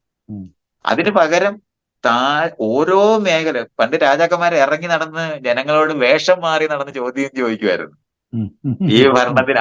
അപ്പൊ മാത്രമാണ് ഈ കറപ്റ്റായ ഇൻഡിവിജ്വൽസിനെ ഇതിനിടയ്ക്ക് കാണാൻ പോലും പറ്റുള്ളൂ. അപ്പൊ ആ ഏരിയ നമ്മൾ ഈ കമ്മ്യൂണിക്കേഷനകത്തൂടാണ് ഇന്ന് നമുക്ക് ഈ ഫോണും ഇന്റർനെറ്റും ഉള്ളത് കൊണ്ട് സമാന്തര കമ്മ്യൂണിക്കേഷൻ ചെയ്യാൻ പറ്റും. അങ്ങനെ വരുമ്പോഴാണ് സിസ്റ്റം ബിൽഡിങ് ഡെമോക്രാറ്റിക് ആയിട്ട് മാറ്റാൻ പറ്റും. ഏറ്റവും ഐഡിയലായ ഡെമോക്രസി എന്ന് പറഞ്ഞാൽ എല്ലാവരും തുല്യരാണെന്ന് നമ്മൾ പറയുമ്പോൾ എല്ലാവരും എബിലിറ്റിയിൽ തുല്യരാണെന്നല്ല, അവകാശങ്ങളിൽ തുല്യരാണെന്ന്, നിയമത്തിന് മുമ്പിൽ തുല്യരാണെന്ന് മാത്രമേ അർത്ഥമുള്ളൂ. അല്ലാതെ എബിലിറ്റിയിൽ ഒരുപോലെ ആകത്തില്ല ഒരിക്കലും. കാരണം വൈവിധ്യത്തിലേക്കാണ് പ്രപഞ്ചം നീങ്ങിയിട്ടുള്ളത്. ഒരാളെ പോലെ ഒരാൾ ലോകത്തില്ലാത്തത് കൊണ്ട് തന്നെ ഒരുപോലെ ആകത്തില്ല. നമ്മൾ യൂണിഫോം ഉണ്ടാക്കാനും യൂണിഫോമിറ്റി ഉണ്ടാക്കാനാണ് എപ്പോഴും ശ്രമിച്ചിട്ടുള്ളത്. അങ്ങനല്ല, ഡൈവേഴ്സിറ്റിയുടെ കൂട്ടായ്മയാണ് ആധുനിക ജനാധിപത്യ ബോധം. അതാണ് ഡിഫറൻറ്റ്ലി ഏബിൾഡ് എന്ന് തന്നെയാണ് നമ്മൾ കാണേണ്ടത്.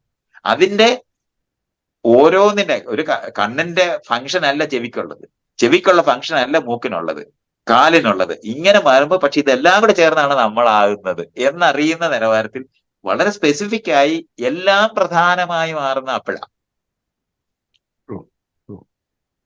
അപ്പൊ നമ്മുടെ ഓരോ സെല്ലും അവിടെ ഒരു കൂട്ടായ്മയും ഒരു ടീമും വർക്കുണ്ട്. ഇപ്പൊ കരളിന്റെ ടീം വർക്ക് നടത്തുന്നവരുണ്ട്. പക്ഷെ ഇതെല്ലാം സെൻട്രൽ സിസ്റ്റത്തിനകത്ത് കണക്റ്റഡ് ആണ്. അങ്ങനെയാണ്. അപ്പൊ കമ്മ്യൂണിക്കേഷൻ പല ലെവലിൽ ഉണ്ടാകേണ്ടതുണ്ട്. ഇതിനകത്ത് ഫ്ലോ ഓഫ് കമ്മ്യൂണിക്കേഷൻ നമ്മൾ തീരെ ഉണ്ടാക്കിയിട്ടില്ല ഈ പഴയ സിസ്റ്റത്തിനകത്ത്. അപ്പൊ താഴെയുള്ള പണിയെടുക്കാൻ വന്ന ഒരുത്തന് 1000 സജഷൻ ഉണ്ട്. അവന് പല കാര്യങ്ങളും പറയാൻ പറ്റും ഇതെങ്ങനെ നന്നായിട്ട്. പക്ഷെ അത് ഒരിക്കലും മേളിലോട്ട് പോകത്തില്ല. അവിടുത്തെ ഫോർമാൻ്റെ അടുത്തേ പോകത്തുള്ളൂ. പണ്ട് ഇത് ചെക്ക് ആൻഡ് മെഷേഴ്സ് ഈ ആളുകളെ കൺട്രോൾ ചെയ്ത് കുറച്ചു പേര് മാത്രം രാജാക്കന്മാരും പ്രഭുക്കന്മാരുമായി ഇരിക്കുന്ന സിസ്റ്റമാണ് ഫ്യൂഡൽ എന്ന് നമ്മൾ പറയുന്നത്. നമ്മുടെ ഈ ഹെറാർക്കൽ സിസ്റ്റത്തിന്റെ ഏറ്റവും ഗുണഭോക്താക്കൾ അവർ മാത്രമാണ്. ഇന്നത് നമുക്ക് പരക്കണമെന്നുണ്ടെങ്കിൽ ഇതെങ്ങനെയാണ് ഡെമോക്രറ്റൈസ് ചെയ്യണമെന്ന് പറഞ്ഞാൽ ഈ കമ്മ്യൂണിക്കേഷൻ സമാന്തരമാക്കേണ്ടത്. അതിന് ഇന്ന് നമുക്ക് സാങ്കേതിക വിദ്യ കൊണ്ട് തന്നെ കഴിയും. ഇപ്പൊ നമ്മൾ പണ്ടാണെന്നുണ്ടെങ്കിൽ ജനപ്രതിനിധികളെ തെരഞ്ഞെടുത്ത് നിയമസഭയിൽ ഇടുകയോ ലോക്സഭയിൽ ഇട്ടിട്ട് വേണം അവരവിടെ ഇരുന്ന് ആലോചിച്ചിട്ടാണ് നമ്മുടെ കാര്യങ്ങൾ തീരുമാനിക്കുന്നത്. ഇന്ന് നമുക്ക് റെഫറൻഡം എടുക്കാൻ ഒരു പാടുമില്ല. ഒരു സിനിമ കണ്ടിട്ട് എല്ലാവർക്കും അഭിപ്രായം രേഖപ്പെടുത്താൻ പറ്റും. ആ സിസ്റ്റം ഉണ്ടാക്കാനുള്ള സാങ്കേതിക വിദ്യ വികസിച്ചിരിക്കുന്ന ഒരു കാലത്താണ്. ഫോണിനകത്ത് നമുക്ക് പറയാൻ പറ്റും. ഇന്നൊരു എക്സ്പെർട്ട് കമ്മിറ്റി നമ്മൾ രൂപപ്പെടുത്തിയാൽ ആ എക്സ്പെർട്ട് കമ്മിറ്റി ഒരു ബില്ല് ഉണ്ടാക്കിയാൽ ആ ബില്ല് എല്ലാവർക്കും ഡിസ്കസ് ചെയ്യാൻ പറ്റും. ഭയങ്കര ഈക്വലൈസർ വാല്യൂ വന്നിട്ടുണ്ട് ഈ സംഭവത്തിന് മുഴുവൻ. ഈ സാങ്കേതിക വിദ്യയുടെ വികാസം കൊണ്ടാണ് അത് ഉണ്ടായിട്ടുള്ളത്. അത് ഈ സിനിമയുടെ മേഖലയിലും എല്ലാം ഈ ഡിജിറ്റലായി മാറിയ സമയത്ത് ക്യാപിറ്റൽ ഇൻവെസ്റ്റ് ചെയ്യുന്നവരുടെ മാത്രം അല്ലാതായി മാറിയിട്ടുണ്ട്. ഇപ്പൊ പലര് ചേർന്നിട്ട് ഒരു സിനിമ പ്രൊഡ്യൂസ് ചെയ്യുന്നവരായിട്ട് മാറിയിട്ടുണ്ട്. അതേപോലെ തന്നെ സമാന്തരമാക്കാൻ പറ്റുന്ന എല്ലാ മേഖലയും ഇത് ആക്കാൻ പറ്റുമെന്ന്. ഇപ്പൊ ഡിജിറ്റൽ ആകുന്ന കാരണം കൊണ്ട് പ്രിന്റ് എടുക്കുന്നതിന് വലിയ ഇൻവെസ്റ്റ്മെന്റ് ആവശ്യമില്ലെന്നും വീണ്ടും വീണ്ടും സിനിമ അപ്പൊ തന്നെ കണ്ട് എഡിറ്റ് ചെയ്ത് മുന്നേറാൻ പറ്റും ആ നിമിഷം തന്നെ.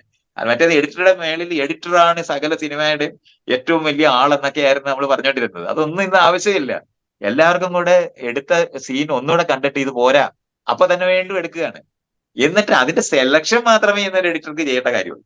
ഇതൊക്കെ നമ്മൾ മനസ്സിലാക്കുന്നുണ്ട്. ഇത് സാങ്കേതിക വിദ്യയുടെ വികാസമാണ്. ഈ വികാസത്തിനനുസൃതമായി സിസ്റ്റം ഡെമോക്രറ്റൈസ് ചെയ്യാൻ നമുക്ക് സത്യത്തിൽ കഴിയും.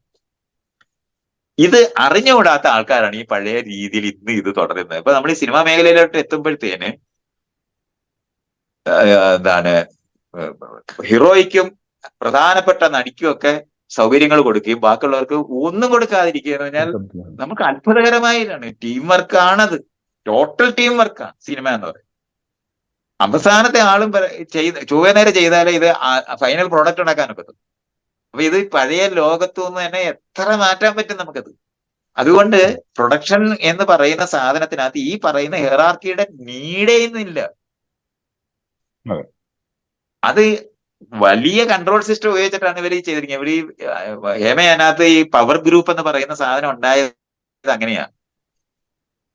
എന്ന് പറഞ്ഞാൽ സിനിമയിൽ പരാജയപ്പെട്ടാലും ഞാൻ തന്നെ സിനിമ അഭിനയിച്ചുകൊണ്ടിരിക്കണം എന്ന് പറയുന്നിടത്ത് വരാനായിട്ട് ഡിസ്ട്രിബ്യൂഷൻ ടേക്കപ്പ് ചെയ്യുകയും പ്രൊഡക്ഷൻ ഹൗസ് ആരംഭിക്കുകയും ചെയ്യുക എന്നുള്ളതാണ് അവർ ചെയ്ത ടെക്നിക്ക്. അങ്ങനെ കംപ്ലീറ്റ് കൺട്രോൾ സിസ്റ്റം അവരുണ്ടാക്കി കളഞ്ഞു.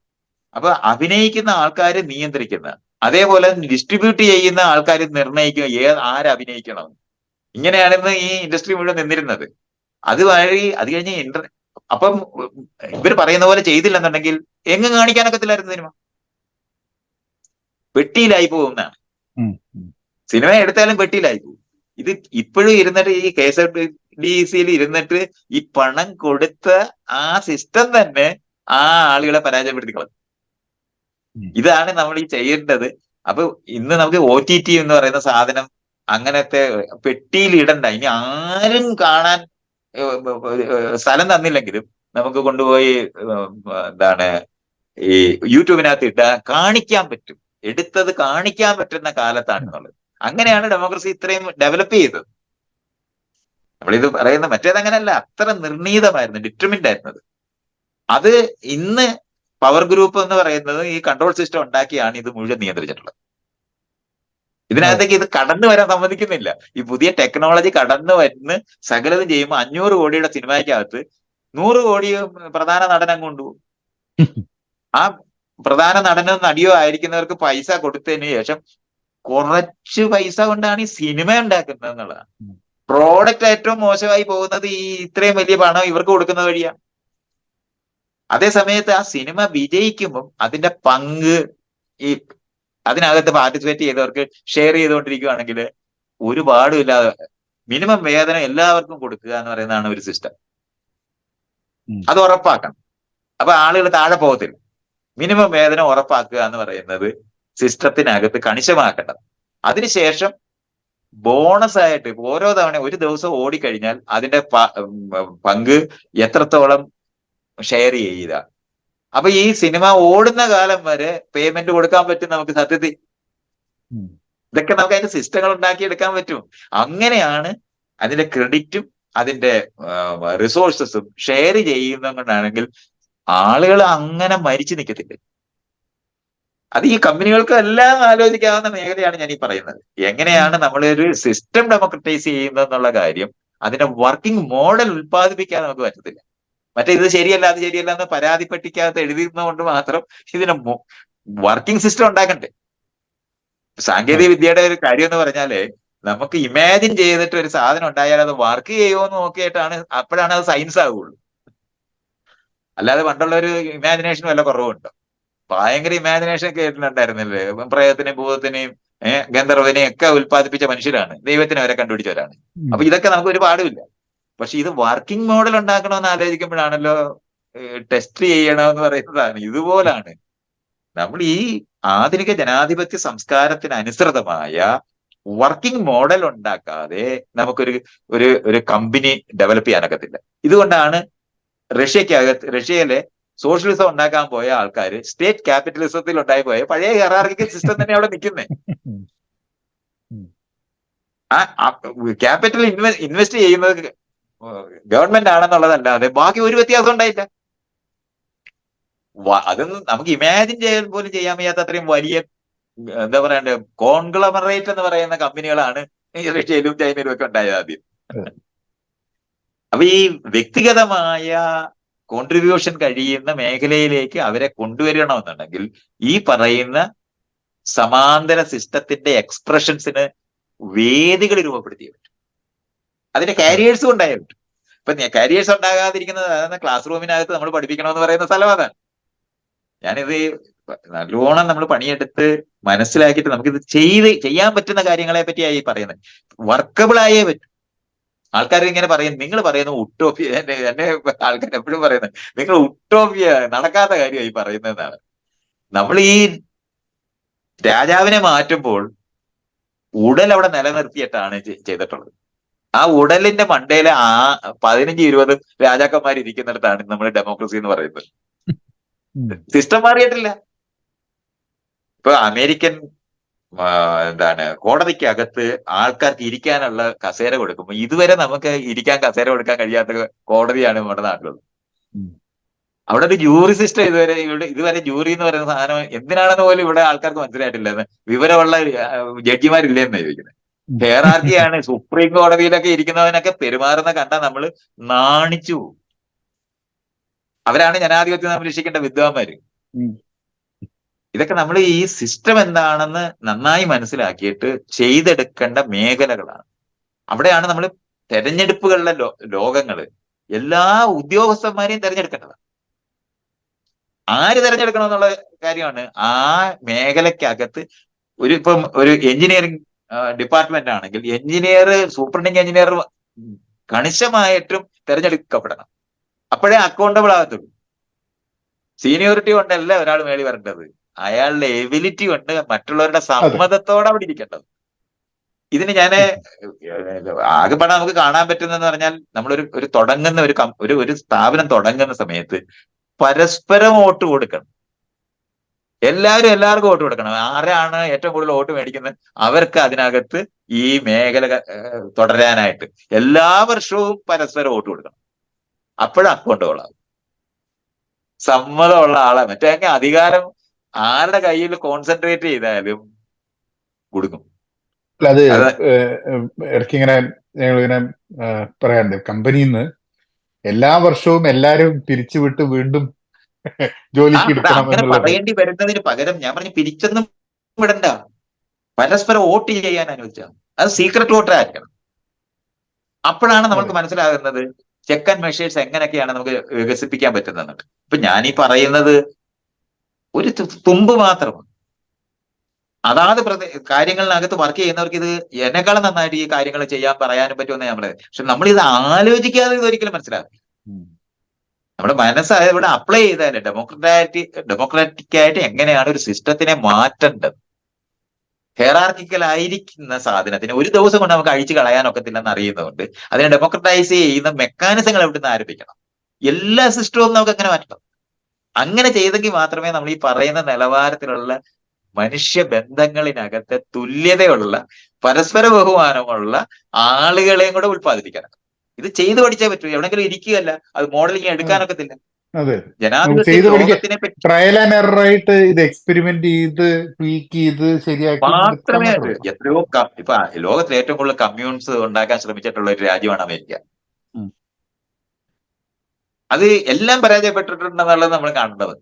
അവിടെ ഇപ്പോഴും ആ പഴയ എന്താണ് ദൈവം തമ്പുരാന്റെ ആൾക്കാർ പറയുന്ന ആ വിഭാഗം മാത്രമാണ് അവിടെ കമ്മ്യൂണിസ്റ്റ് ഇപ്പോഴും നടത്തുക. പക്ഷെ അവന്മാർ പ്രാകൃതമായ കാലഘട്ടത്തിനകത്ത് കടന്നു പോകുന്ന ഒരു തലമുണ്ട്. ആധുനികത ഒരു സാധനം എടുക്കത്തില്ല. മറ്റേ എന്തൊരു അമിഷ് കമ്മ്യൂണിറ്റി അമിഷ് കമ്മ്യൂണിറ്റി.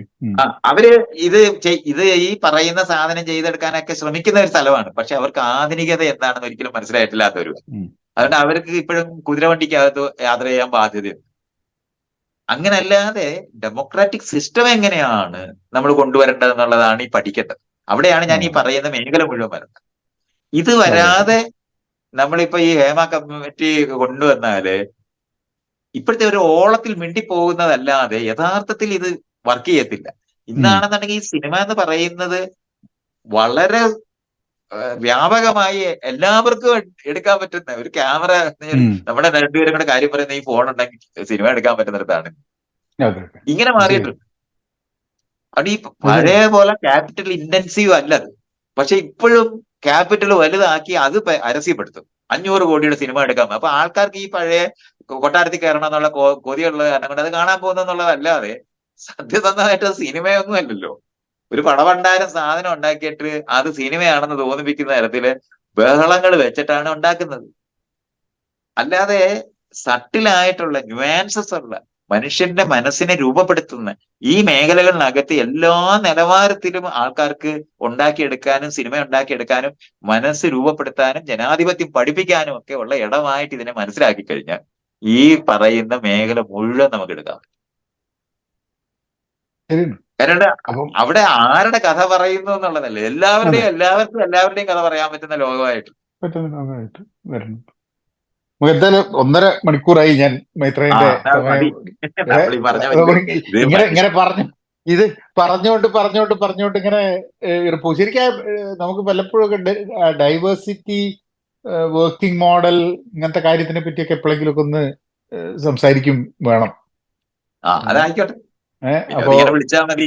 അതെ അതെ ഈ വിഷയങ്ങള് നമ്മൾ ജീവിതത്തിനകത്ത് മനുഷ്യര് പരസ്പരം നന്നായി പെരുമാറണമെന്ന് ആഗ്രഹിച്ച് പറയുന്നതാണ് ഒരു കുറച്ചുകൂടെ ഇക്വിറ്റബിൾ ആയിട്ടുള്ള, കുറച്ചുകൂടെ നീതിപൂർവമായ, സാധ്യമായ നീതി എന്നാ ഞാൻ അതിന് പറയുന്നത്.